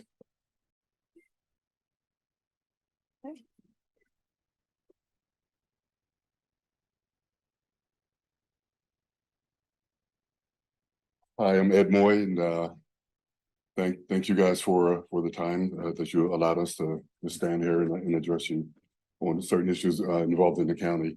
Excuse me, I met you guys on the campaign trail in October. I'm sure you remember me. Yeah. I don't know about this guy though. He's no story. You are. But I just have a comment, I guess, about the Mr. Marley, or the prothonotary. As far as the PFA, being involved in that process. I'm retired from the state police, so he mentioned the state police. I had many occasions to assist mainly females, as he stated, with the PFA process. And my question is, and maybe this isn't a question for him, but so much for the sheriff department or for Steele in the DA's office. Is there any help for the women, particularly when they get to court and they have to face their spouse? Because I found myself there. My first or second time having been involved in this, and the one spouse was trying to convince the other spouse to drop charges. The assistant DA approached me and informed me of this, and I made sure under no circumstances was this going to happen. So I put myself between him and her. But I'm wondering if it's who's going to handle that, or is that going to be handled as far as someone being there, maybe a sheriff's deputy to help with that process, to make sure that these people are not intimidated when they do go in to get their final PFA from the judge. Thank you for raising that, and certainly is Mr. Marley still here? He can talk a little bit about that, but I can tell you from just personal experience, I had to go get a PFA several years ago, and one of the things, I went through the process, filled out all the paperwork, and unfortunately, when it was time for me to go in front of the judge, like I stood outside of the courtroom and I was panicked the whole entire time that the person that I had had the petition against would come up the stairs and be there, right? So, unfortunately, it was a family member dealing with mental health and addiction challenges, but still, right, as that person, I hear what you're saying, because I felt that personally. So is there anything, I know that the sheriff's deputies are there, right? But they're not like, they're just there. They're not like, you can tell someone at security, hey, can you walk me, can you stay with me? Because I know that's what I did, but like, what's the protocol there? So I don't want to speak to the protocol of the sheriffs and security. I wouldn't want to do that, but I will say, first off, as a former district attorney, when not during PFA hearings, but during indirect criminal contempt hearings, the DA takes over. And the DA's office has a wonderful reputation for supporting victims and throughout all these kinds of hearings. Regarding specifically PFAs, the Women's Center has an office, an annex office that actually used to be part of the Prothonotary's office. And my predecessor allowed the Women's Center to use that space, and they've been using it ever since for years now. So the Women's Center of Montgomery County is right across from the room that I'm talking about, the PFA waiting room, right across from the hallway. They're there to assist folks going through this process. Laurel House will also assist. I believe you have, in the past, you've had an attorney, legal representation that may be able to help. But also Victim Services in Montgomery County is an incredible resource, incredible. And so I would encourage people to look into Victim Services, the Women's Center, and Laurel House. I will also say that the sheriff's, I can't speak to this. The sheriff's department and our department goes through great lengths to ensure that when there's cross petitioners, sometimes when someone files a PFA, the other person files a PFA against them. So they're both in court, they're both plaintiffs, they're both defendants as well. So it creates a very tricky situation. This is a civil proceeding at this point. So it's the judge believes one, this much over the other. But until that process takes place, there's no facts on the record, and we're there for everyone that's coming to our office. But we go to great lengths to make sure that those parties are separated. Okay. Yep. And I just want to add that I don't think it was covered in detail, but in a new courthouse, the way I understand the courtrooms are gonna be set up. In the past, everybody would be waiting in the hallway when their hearing was gonna come up, but now, just correct me if I'm wrong, but the way it's gonna be set up is there's gonna be side rooms. And opposing parties would actually be ushered to those side rooms. And then and that's where they stay until their hearing starts, and then they come in.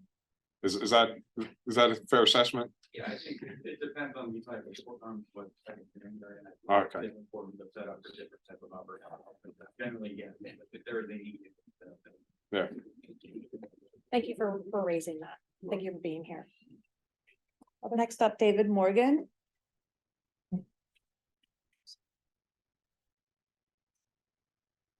Morning, I'm David Morgan from Ambler, and I commend the commissioners for increasing public comment. That's an agenda item. And I was glad it's in fact, in last meeting though, when I was watching the recording, there was problem at that first hour of the echoing going on, and then there was a comment at the end, which had a blackout of the screen and all kinds of technical difficulties. So This portion is, if you have questions on agenda items only. Open public comments at the end of the meeting. So this is if you have a question on an agenda item. okay, well, I saw it as agenda. Okay, I just did, okay. But agenda would be the county campus plan, and that has caused I think a lot of our tax increases going up to 34% in 4 years. So I'm concerned about the tax implications. And this is so good to see all these slides. I like to see them on the website.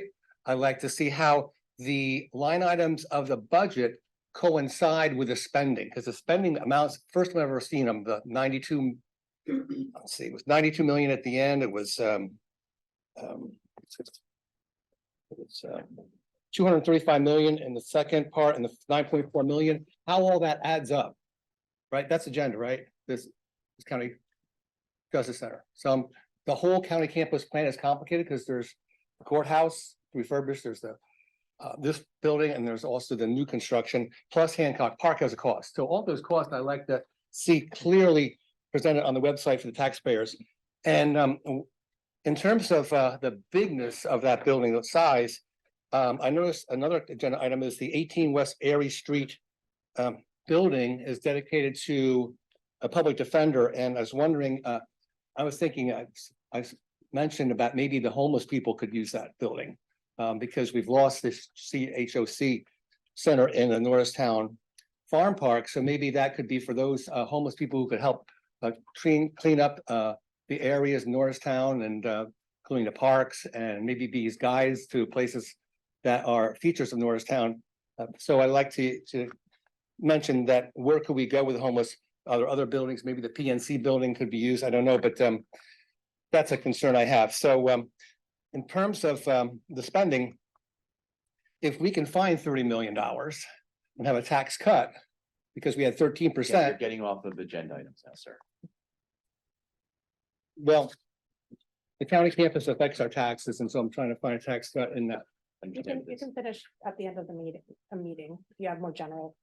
Yeah, ask them for that. Okay. Thanks very much, Mr. though, for Morgan. the increased comment Okay. time. Next. Karen Brambelt. Thank you. I'm Karen Bramblett. I live in Plymouth Meeting. I'm Chair of Plymouth Council. I'd like to speak on the agenda item brought to your attention by Pathana Malia.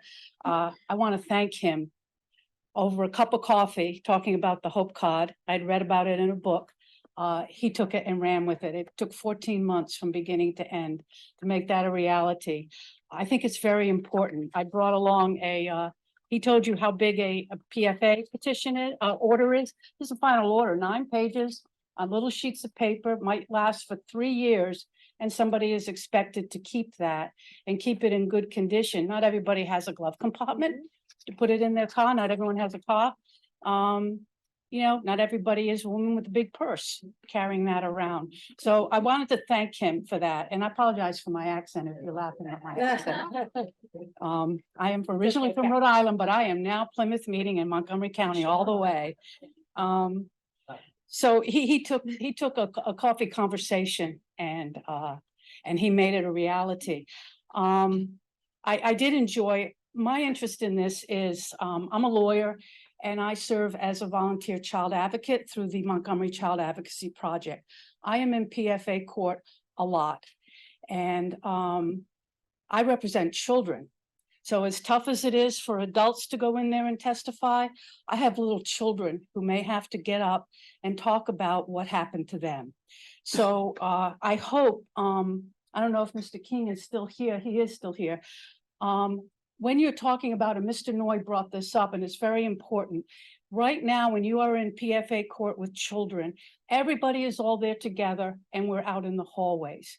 We used to be out in the hallways over in the original courthouse. Now a lot of it is in courtroom 18 here in this building. And you know, with little children, when you think about the waiting rooms and for people to stay safe, the sheriff's department does a great job, but you are there in PFA court with the person that you're accusing. And as I said, some of these are little children and they have to face in the courtroom. It's bad enough to have to face their accuser and talk about what happened to them.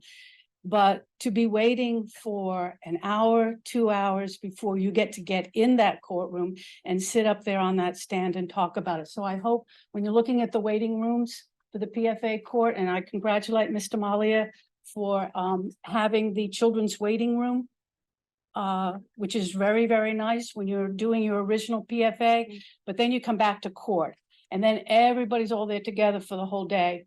And maybe a children's waiting room might be a nice place there too, because it is very hard to find a place, you know, sitting on the windowsills or on the benches out in the hallways. So thank you. And thank you again, Pathonetary Malia. And I too can spell Pathonetary, but I have to say prothonotary in order to spell it. Thank you for being here, Karen. All right, next up on Zoom, we have Deb Spence.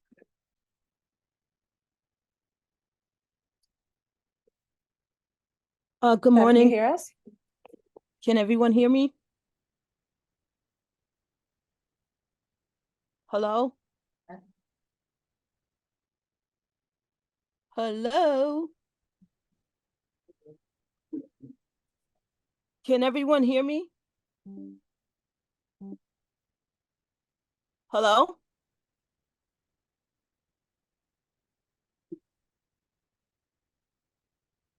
Let's move on to the next person on Zoom, which is Adrian Seltzer.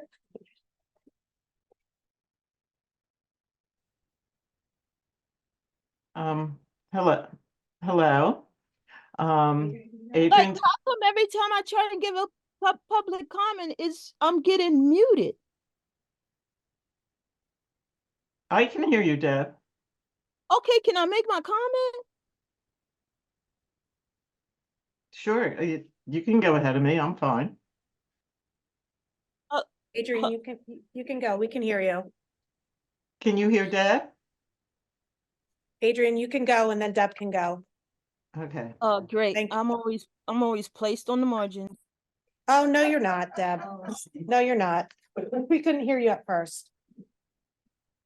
Okay. Adrian, please go ahead. All right. I want to compliment our Pathonetary that I can pronounce, Noah Marlier, on the great work that his office is doing. And it brought, now, I'm not sure whether this goes now or later, but this just shows the need for more mental health services in the county. And I hope that, you know, if 20 people are coming in looking a day, looking for these protections from abuse, there's got to be more mental health services put together for priorities for the county. So that's just what I want to say. And thank you guys all for your service. And I appreciate it. Thanks, Adrian. Next, we can go to Deb. Deb, can you hear us? I can hear you. Can you hear me? Yes, we can hear you loud and clear. Go ahead. Okay, so wanted to talk about the agenda item for the PFA. And excuse me, I'll be very emotional because I brought my niece, my Tai Tai, I call her, she's an adult living with autism. And she was raped last year at a facility in Montgomery County. And I I tried to get it prosecuted, but there was a delay. So I had to go attempt to bring her to get a PFA. And I did speak to Attorney Marlier. He did try, she's living with autism. She's an adult, so he did try to accommodate us. And I do appreciate that. But I couldn't bring her and hear that story and watch the person that did that to her. And there was no way we were going to be able to feel safe and be in the same place. Is there anything that can be done for people like my Tai, who is an adult living with autism? Is there anything that can be done to help that process along? And now with the online application, that is super helpful. And I know, Commissioner Winder, you're very humble. I know you must have had, a part in that. Like, I do appreciate you, and I do appreciate you, Malia. But is there anything that can be done to make those living with autism? Could there be another process? And that's my question for the PFA, a part of the agenda. The other comment that I have for the agenda, the whole home repair program. I think that is a great program, but oftentimes those that need it never find out about it. So I do appreciate that there's going to be an effort to push for that. In marginalized communities, we never hear about those things until when there's a entire waiting list of 4 or 5 years to get involved. It's not a new program. Philadelphia has been doing it last year and is backlogged. So I do appreciate you, Commissioner Winder, and Commissioner DeBello, for speaking up for those on the margins, speaking up for regular folk like us. Thank you so much. Thank you, Deb. On your point about your niece, I'm sorry to hear that happened to her. We can certainly look into, just for those that are not only dealing with the PFA process, but may have a disability, what other resources are out there that they can avail themselves to, because that adds another layer of complexity. So thank you for raising that. And you're not in the room. There's a few people shaking their heads from the PFA team.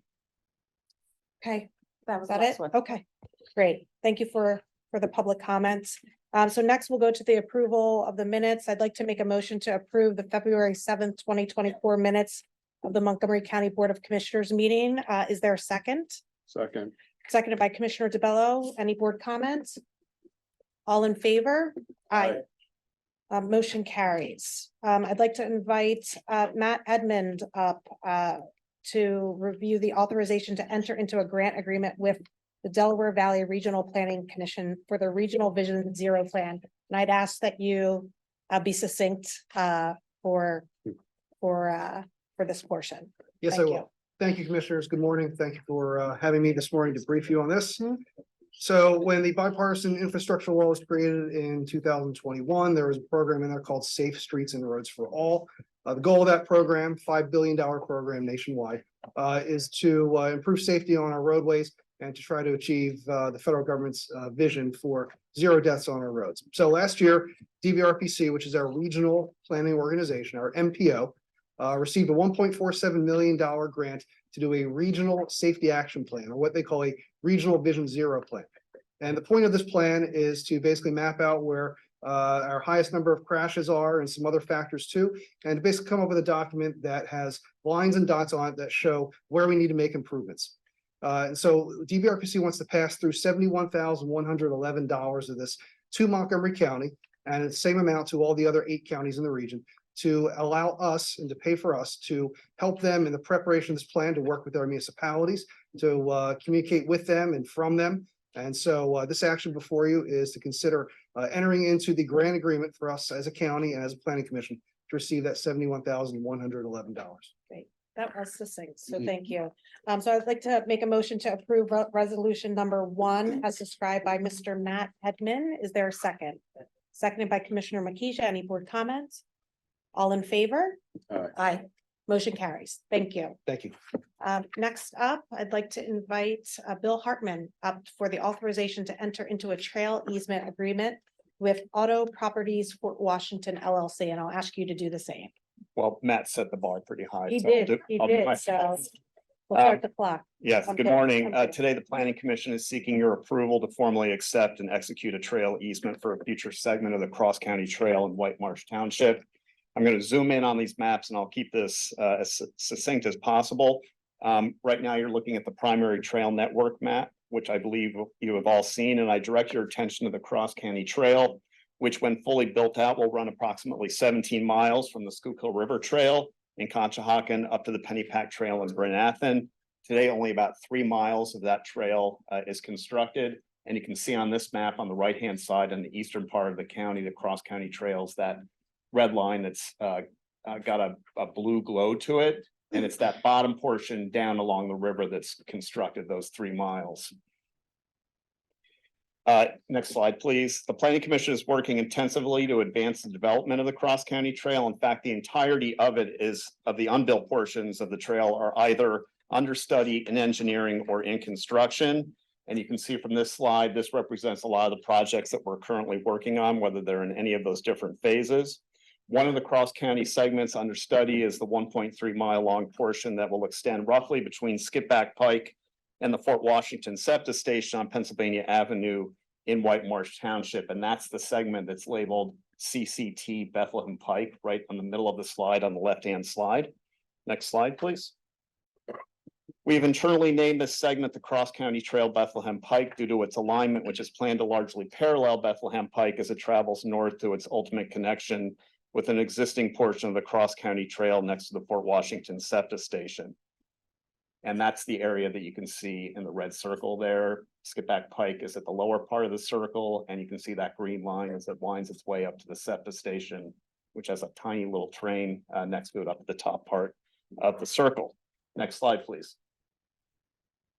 Zooming in a little bit more, this is a slide from the feasibility study that we're about to wrap up, and that red line represents the preferred alignment for the Cross County Trail. On the left-hand side of the slide, it runs along Bethlehem Pike, then splits off, runs through state land, and then parallels the SEPTA train tracks. That's the long linear portion before it crosses underneath the tracks where Sandy Run runs underneath it, hangs a hard left, and goes up to where it will ultimately connect with the Cross County Trail, where that leader is off of that red box. That highlighted red portion is the segment that we're talking about today. Next slide, please. In the course of completing the advanced feasibility study for this portion of the trail, we engaged Auto Properties Fort Washington LLC, the owner and developer of a BMW car dealership along Pennsylvania Avenue. The study team had identified the BMW parcel then under land development review by the township and the Planning Commission as potential property of interest for accommodating the Cross County Trail.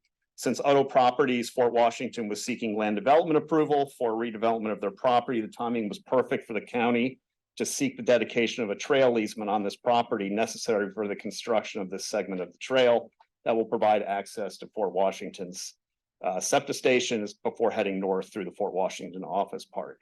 And this is a slide showing, and I direct your attention to the bottom, that red hatched area is the area that would be designated as a trail easement area. That gray area is what the new dealership and service area will look like for the BMW dealership, and the trail would run through that hatched area once it comes underneath the tracks at the bottom of the slide, takes that left I described earlier and heads to the left of the slide and ultimately leaves the BMW property and connects into the existing Cross County Trail. We've negotiated the terms of the trail easement with Auto Properties Fort Washington and created this exhibit that you're looking at now. And finally, the last slide. This easement is approximately 10,225 square feet in area and will accommodate a 12-foot wide, 430-foot plus or minus portion of the Cross County Trail.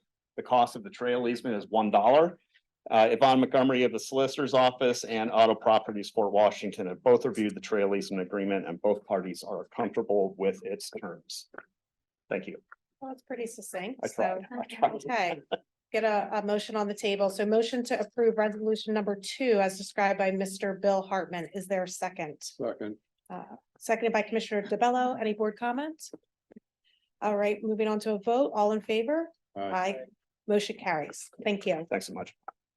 Next up, I'd like to make a motion to appoint Commissioner Neil Makisha to the Board of Directors of the Montgomery County Conservation District from January 2nd, 2024 through December 31st, 2024 to serve as the county's representative and to serve at the pleasure of the county commissioners and in accordance with the state conservation district law. Is there a second? Second. Second by Commissioner DeBello. Any board comments? Moving on to a vote, all in favor? Aye. Motion carries. Congratulations. Next up, Commissioner's appointment to the Greater Valley Forge Transportation Management Association. I'd like to make a motion to appoint Chair Jamila Winder of the Montgomery County Board of Commissioners be appointed to the Greater Valley Forge Transportation Management Association to serve at the pleasure of the county commissioners. That's a mouthful. Is there a second? Second. Second by Commissioner DeBello. Any board comment? All in favor? Aye. Aye. Motion carries. Next up, I'd like to invite Catherine Halen to review our personnel list. Good morning, Commissioners. You should have in front of you the final copy of the Commissioners' Department's personnel list. It is a 3-page document dated February 21st, 2024, with a timestamp of 9:30 a.m. All positions have been reviewed and accounted for and are presented for your consideration. Great, thank you. I'd like to make a motion to approve the February 22nd, 2024 personnel presentation as given by Ms. Catherine Halen. Is there a second? Second. Seconded by Commissioner DeBello. Any board comment? Hearing none, moving on to a vote. All in favor? Aye. Aye. Motion carries. Thank you. All right, next up, I'd like to make a motion to approve the advertisement of bids and RFPs for Montgomery County on attached Exhibit A. Is there a second? Second. Seconded by Commissioner DeBello. Any board comments? Moving on to a vote. All in favor? Aye. Okay, motion carries. All right. Next up, I'd like to make a motion to, item J, I'd like to make a motion to approve the contracts, awards, amendments, and renewals for Montgomery County on attached Exhibit B, with the exception of number 14, which we are not voting on at this time. Is there a second? Second by Commissioner Makisha. Any board comments? All in favor? Aye. Aye. Motion carries. All right, going on to general public comment. Reverend Arthur Herring.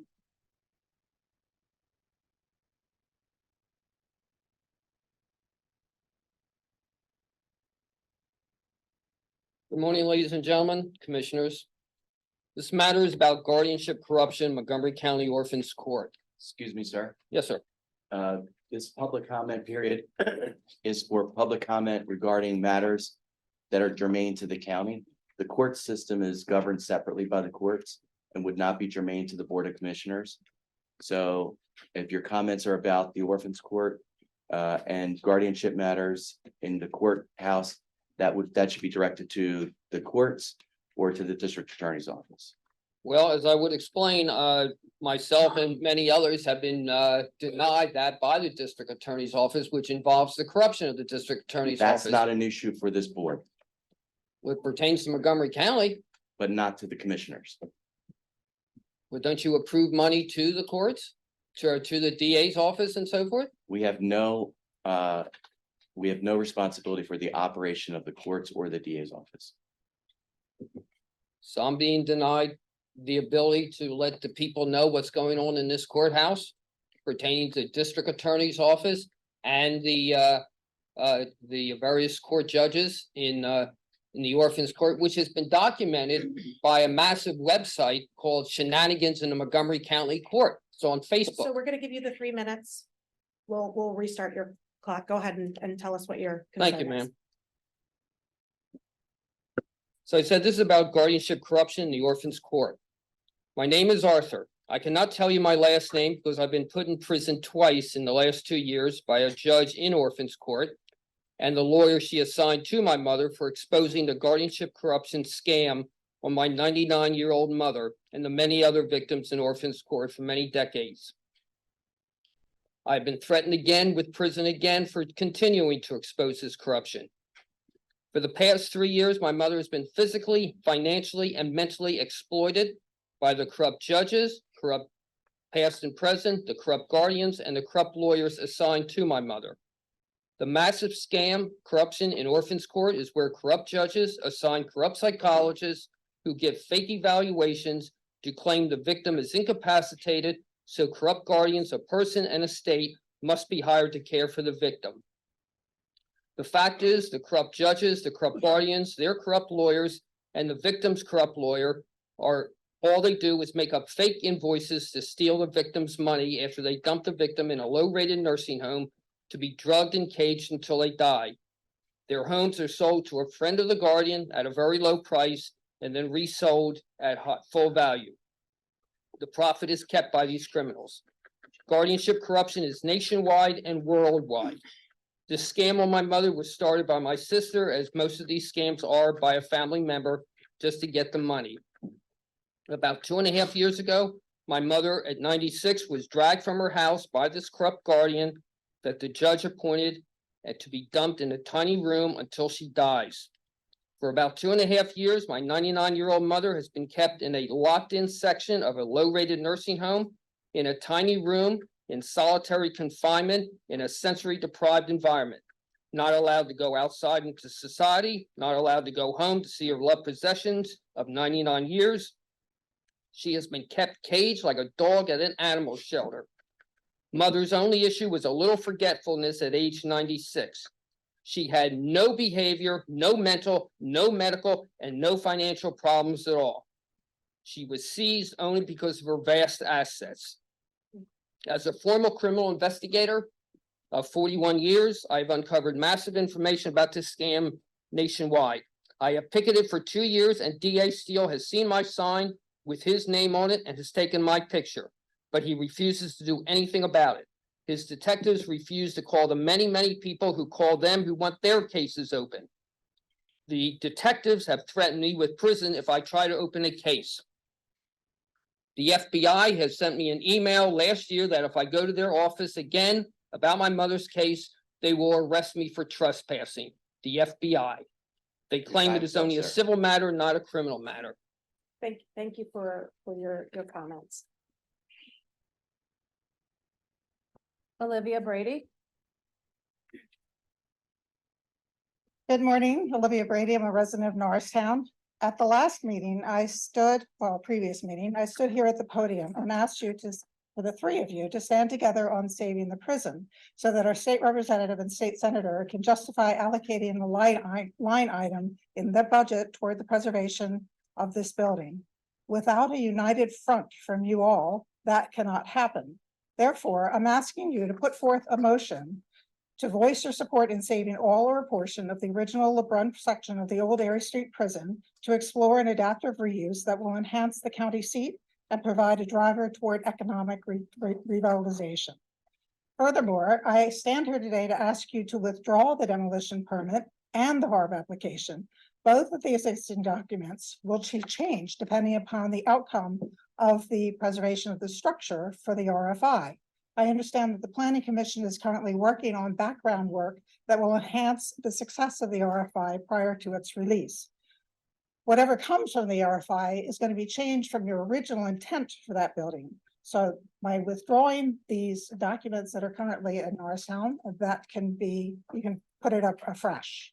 Finally, I wish to alert you to a public forum that the Friends of the Prison are going to be putting together in the middle of March. It's going to be based on historic preservation and how it can create a driver to economic development.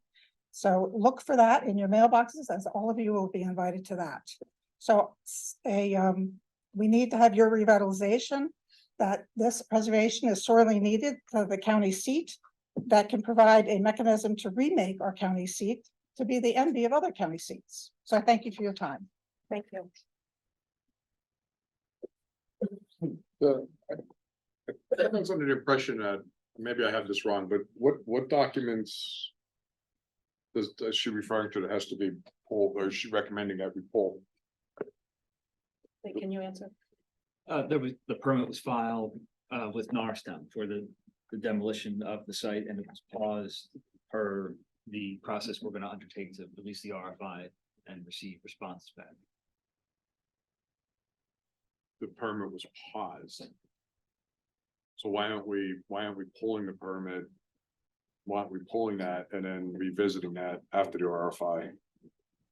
So we can maybe talk about that Yeah, 'cause offline I'm and not- get an yeah. update.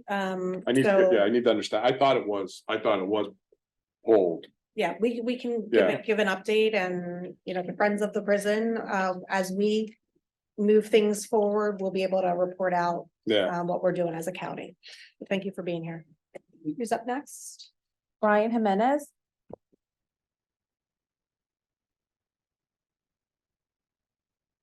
Okay, I was gonna say. You can get up and say something. But no, I'm kidding. Ann Harrington. You already did your. Well, that's a $5 charge. Okay. Well, you just gave us 3 minutes back. Thank you. Next up, Ed Moy. Been addressed, thank you. Okay, great. Peggy Delasante. It'll take us a little time getting used to the new public comment structure. So thank you. Good morning. It's such a pleasure to be in such a friendly, warm atmosphere. I want to thank you for that. It's very welcoming here. My name is Peggy Delasante. I'm a resident of Bridgeport and former owner of Main Changes Clothing for over 40 years on Main Street. I am here today in support of requesting a withdrawal of the HARB application to demo the prison.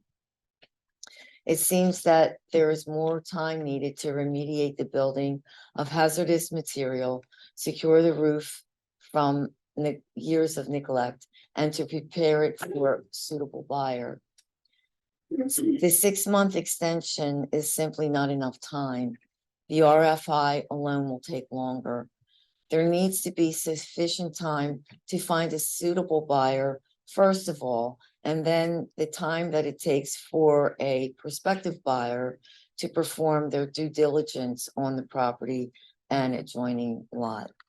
So I urge you to withdraw the application that was presented to the HARB, and let's start afresh.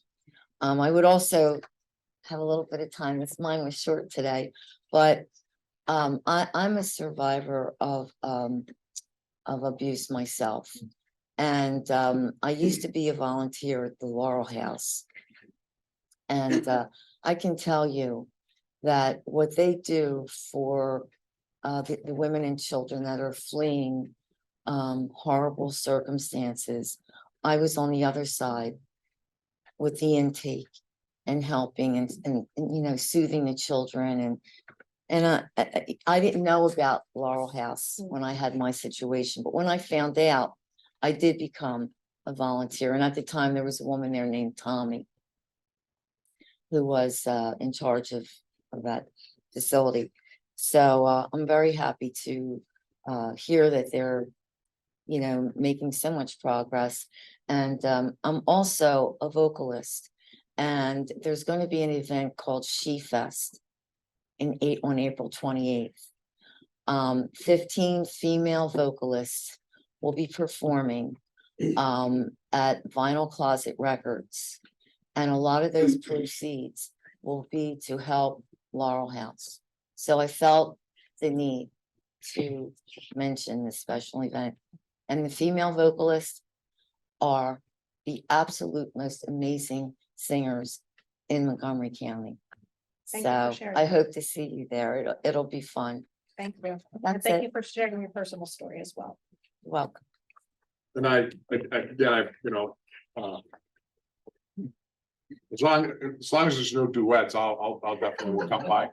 But no, seriously, I thank you for the comments regarding the prison and I'm curious now because I thought my understanding was a little different, so.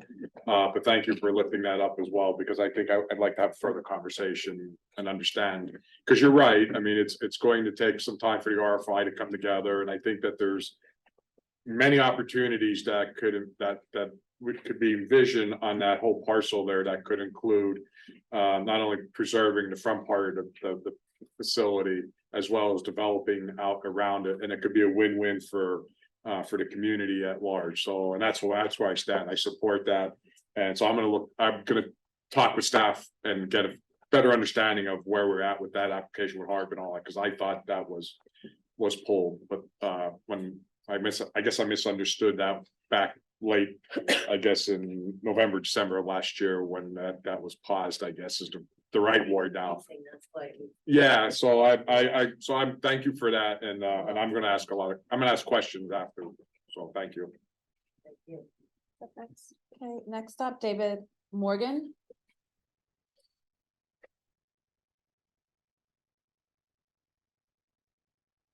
Even more than the Ambler, regarding the thank you about the public comment extension, that's really great because I appreciate it a lot, and then maybe consider having an advance notice of the major points of these meetings, because there's so many major things happen today, such as PFAs, Justice Center, so that in the calendar, we would have it rather than maybe the agenda the very night before, or the day before.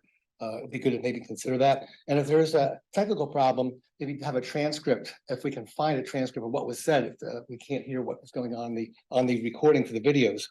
Now I want to also go into a life-saving great move that you did for the firefighters. I was not able to come because I'm a violinist and I was performing on Wednesday, so it was a Wednesday for seniors in a ministry. So regarding that, I know it's based on real estate, apparently by the municipalities, a rebate on real estate taxes. And so I was originally proposing maybe just a flat amount for each firefighter, because some firefighters don't have real estate. So I think maybe what we can consider suggesting as a county is maybe having the fire companies develop apprentice programs, because the young firefighters who are starting out in life don't have a large house and a lot of value, could maybe be financed by the company as a whole, and they can say, well, maybe some of these getting the rebates could give an award so that the fire company can attract those who can go up the ladders fast, people who can have lift heavy loads quickly, like they just are in the Marine Corps or something like that. So to consider maybe a commendation of the county to the fire companies themselves to have the youngest ones be rewarded with some kind of a grant or stipend or something like that. And then the other point I was just going to mention in Black History Month related to saving lives like firefighters is a famous Black physician, Dr. Mildred Jefferson, who was the first Black woman to graduate from Harvard Medical School in 1951. She was very concerned about the unborn children, and she spoke with President Ronald Reagan and convinced him to have a pro-life outlook, to value the youngest. And he was impressed very much and wrote a book about such that, and was concerned about taking a human life that happens in abortion. So I think that it's really great that in this month, when we think of love for Valentine's Day, love for the mother, love for the unborn child, to think of this great contribution, as we just noticed today with Dr. Boston, who was a great pioneer. So thanks very much. Thank you, Mr. Morgan. Ted Josie.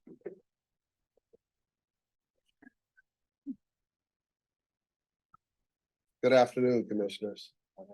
First, I'd like to say, Ted Josie, as you just heard, I'd like to say congratulations on your recent elections, and I wish you all the best as you move this great county forward.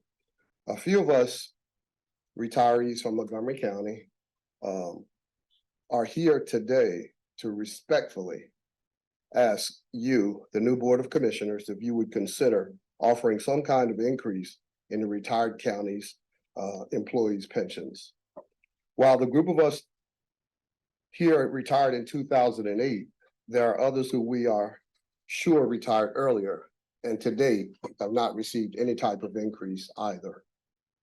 A factor in the decision to take the early retirement offer was based in part on the premise that we would receive periodic cost of living increases. We were told this at the meetings explaining the early retirement inclusions. While we can't verify when the last increase was offered by Montgomery County, the retirement board used to send out letters stating that they did annual assessments to determine if the retirement fund could afford a raise for the retirees. One of the last letters we received from the retirement manager was dated December 2018, which said in part, and I quote, "We have steadily increased our contributions. This puts our pension fund in a much healthier position than it has been in over a decade," end quote. The letter goes on to say that the retirement board meets regularly to review the financial state of the pension fund and the impact of the cost of living increase to it. That was 5 years ago. And as far as I know, we have not heard from the manager since then concerning the financial status. We did check with some of the surrounding counties and learned that they do periodic assessments of their retirement funds with the goal of offering their retirees some type of increase. However, because of time constraints, the 3 minutes, we did not include the details of our discoveries in this letter. In closing, I think we can all agree that the cost of living today is significantly higher than what it was 15 years ago. And so it is reasonable and understandable for us to make this respectful request of the commissioners. Thank you in advance for your considerations, and please feel free to contact us with questions, or if you have questions now, we can try and answer them. So thank you for coming. So what did you do for the county? Remind us. I was the Director of Youth Services for Montgomery County. I worked in Economic and Workforce Development. Director of Youth Services. And sir, what did you do for the county? Fiscal for Economic and Workforce Development. Okay, and ma'am? My name's Pat here. I was the training manager. Very, very good. And sir? I worked for this show over here. Got it. Well, listen, you've brought this to my attention before, and it's something that we've talked about as a team, and something that we're open to considering. So I just want to put that out there. We can't make any commitments, but you know what I want to say is we recognize the dedication that our retirees and service to this great county, and we stand on your shoulders. Those that are working here now stand on your shoulders, and I recognize that as seniors, the cost of living these days is quite challenging, especially for our seniors. And so I want to acknowledge and honor the fact that I understand your requests, and I'm empathetic to that. And so if you wouldn't mind, if you want to leave your comments with our board secretary, and if you do have research about what other counties are doing that we weren't able to review today, you can certainly email that to us so we can take a further look at it. Okay. Thank you very much. Appreciate it. All right. Thank Thank you for your time. I mean, I've heard this to multiple times, and you know, the cost of living, especially in the last 3 to 4 years, has gone really off the charts. So I know that the commissioners, the previous commissioners over the last few years have done a really good job of having a plan in place to have the pension fully funded, which is a good thing. So as we proceed forward, and I've actually brought this up, so I'm looking forward to our upcoming meetings as well, to have further conversation around the retirement board meetings that we sit on, having further conversations around looking at those cost of living raises as well. So thank you. Appreciate it. Great. Thank you for being here.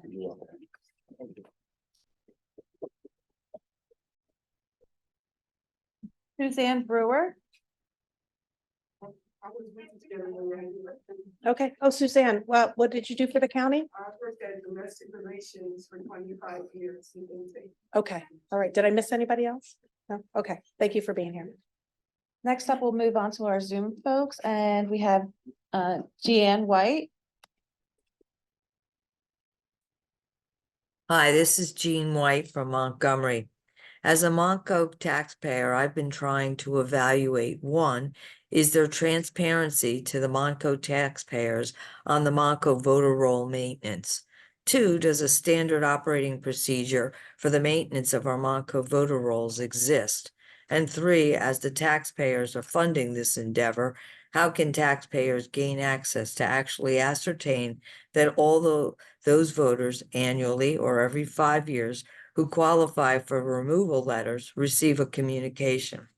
After submitting a right-to-know request with Solicitor John Marlott and a request voter record form to the Monco Voter Services, I was able to uncover, 1, there is no standard operating procedure, as I was not provided one.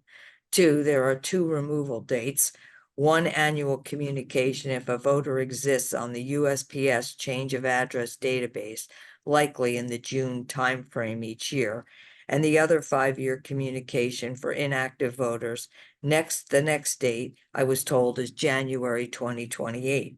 3, I obtained 5 different form letters utilized for the different types of USP change of address database removals, like you moved out of state, out of county, or remained in county, and the inactive letters every 5 years. Voter Services told me, quote, "There's no report we can run in our system that tracks who receives these letters.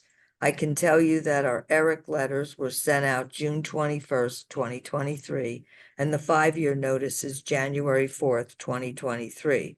All these programs are run annually," unquote.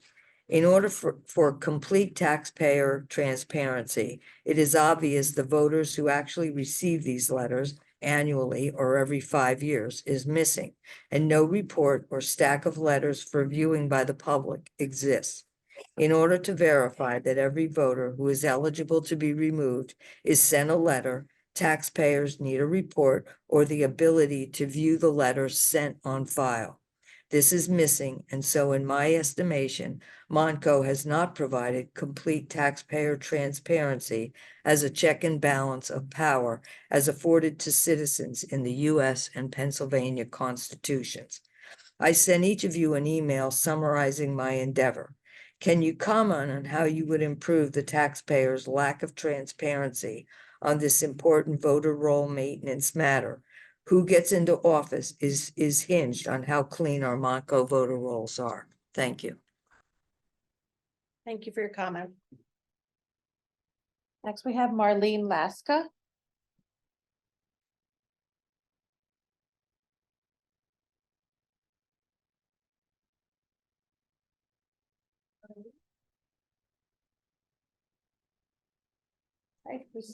Hold on, I just unmuted myself. That's okay, go ahead. Okay, Marlene Laska from Upper Providence Township. And first, I totally agree with Jean White that we need the transparency and that a report needs to be produced. However, my comments first is just a reminder that I made a comment at the 1st of February Board of Elections that we should have a yearly schedule to be at least to frame the date and time when anticipated meetings will be happening. We do have proposals that we want to present to the board, to the election board, and not having a schedule makes it difficult to plan such a presentation. We have to constantly keep checking for when a Board of Election meeting will happen, which is, what is even more difficult is that some meetings, like the 1st of February, only gave a 24-hour notice. So again, please timeframe when the Board of Election meetings will be happening, please. Okay, second, I want to get in early the comment that Monco should be like Chester County in California and the city of Huntington Beach, also in California. Monco should take the lead in not having a month-long celebration of Pride in June of this year, i.e. Monco should reject the proclamation, proclamation of June as LGBTQIA plus Pride Month. We are a society of immigrants. All 4 of my grandparents immigrated here in the early 1900s. There are so many cultures and types of people in this society that giving preference to one class is the same as ostracizing all the other classes with a message that you don't matter. In fact, the more inclusive Montauk tries to become, the more the county alienates other parts of the population. We should have a melting pot month or an immigrant month, not a pride month. The ban should be on any celebrations or any county-owned properties, including libraries, and ban social media posts from announcing the month. And the pride flag should not be flown on any county property. As an aside, so glad to see the improvements to the PFFA program. Kudos for such great ideas. I would also support a program, however, that identifies why there's so much abuse happening. 20 a day is mind-boggling. We need to understand. All right, so I just want to make a quick comment about Pride Month. So I want to make sure that we have a Montgomery County that is inclusive of everyone. And so I just want to publicly stand up for my friends and neighbors that identify as LGBTQ plus. They have been historically marginalized, they've been targeted. And so you don't have to agree on celebrating the month, but I want to make sure that we respect our friends and neighbors that identify with that community. So next comment. The last person is Deb Spence. Thank you so much. I wanted to finish my comments. 3 minutes, it goes by so quick. So I'm going to talk really fast. I want to thank Natasha Rivera from Victim Services, who goes with my family to court with my tie. She actually given me a flicker toy so that I can ease my nerves because that is an awful experience. My niece doesn't need it. So I guess it's questionable about who is actually disabled, but I need it. And I appreciate her so much for calling, checking on us.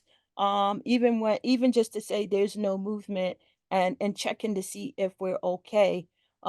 Appreciate it. Next comment is about the fire department tax rebate credit. I wanted to know, I applied and I'm so happy my Pottstown Goodwill Fire Department reached out to me immediately with the application so I can move forward in the process. But I wanted to know if your spouse is on the deed, and if you're not on the deed, if that credit still applies, or does my spouse have to apply? And spouse, yes, I am proud to say that I am gay and I am married to a woman, and so happy for Pride Month because I'm gonna be out there flicking my flag, and whoever doesn't like it, so what? And my next comment is about the building, the jail. Like, who wants to celebrate in the Black History Month? Yes, Black History Month continues to be celebrated because we were brought here 400 years ago to toll this land as slaves. But anyway, I see a 45-second warning, 30-second warning.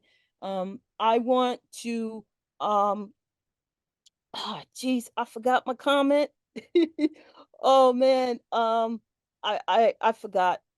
I give up. I quit. I don't remember what else I was trying to say. That warning is it's frustrating. I think I was trying to say something about the building not recognizing the brutality that goes along with incarceration. It's inequitable. It's not even, it's not a fair process. So when you go back there, Commissioner Develop, and look in your records and check this and check that, why don't you sit in front of Black families, children that have suffered from the incarceration system, separated their families like they did in slavery period, and see how that is going to impact them for generations to come?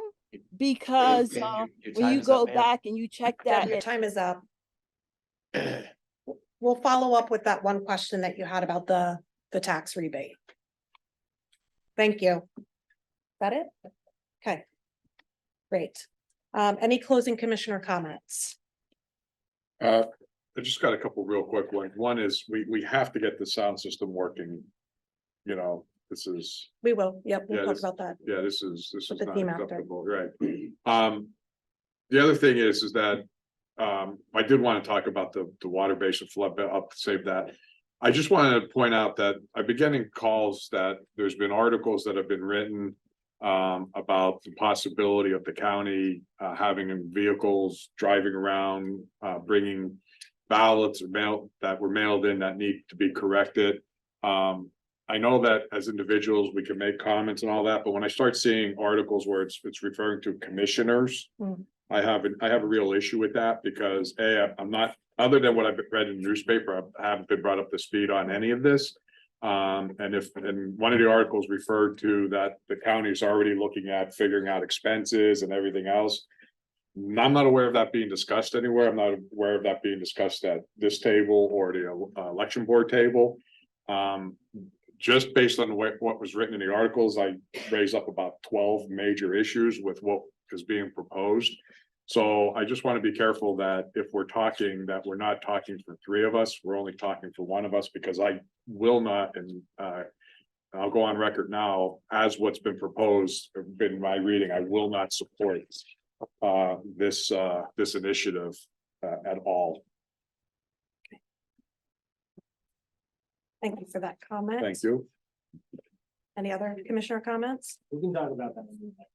But, I have not spoken on behalf of any other commissioner. I'm just saying what articles have been written. That's all I'm going by. That's fine. Right. We'll talk about it on the election board, but my only comment is I just wanted to say that we actually approved a significant contract. I don't know if anyone talked about the eviction prevention No, we on didn't. that. No, just it's significant. It could be up to $3 million depending on the services provided, but it's to the YWCA Tri-County area of Pottstown, and it's for eviction prevention work. So we were all three of us were at the Pottstown Progress Luncheon put on by their chamber and by the Economic Development organization. And I think that was the first time all three commissioners were in Pottstown for that occasion. And it's really an example of our commitment to the entirety of the county. So I just wanted to note that.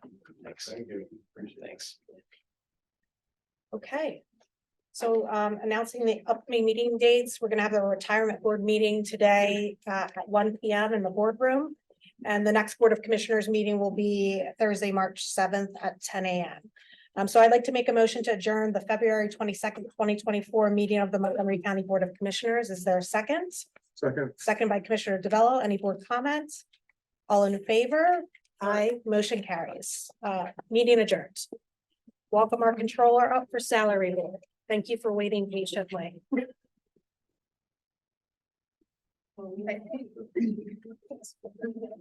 Morning. Good afternoon. Good afternoon. All right. Do we have any public comment for salary board? No public comment. No public comment. All right. I'd like to invite our esteemed HR leader up to review the salary board list. Good morning, members of the salary board. You should have in front of you the final copy of the salary board list. It is a 3-page document dated February 21st, 2024, with a timestamp of 9:30 a.m. All positions have been reviewed and accounted for and are presented for the salary board's consideration. Great, thank you. I'd like to make a motion to approve the February 22nd, 2024 salary board presentation as given by Ms. Catherine Halen. Is there a second? Second. Second by Commissioner DeBello. Any board comments? All in favor? Aye. Motion carries. I'd like to make a motion to adjourn the February 22nd, you're finished, February 22nd, 2024 meeting of the Montgomery County Salary Board. Is there a second? Second. Second by Commissioner DeVello. Any board comments? Hearing none. All in favor? Aye. Don't thank you for the vote. Motion carries. See you in 30 minutes.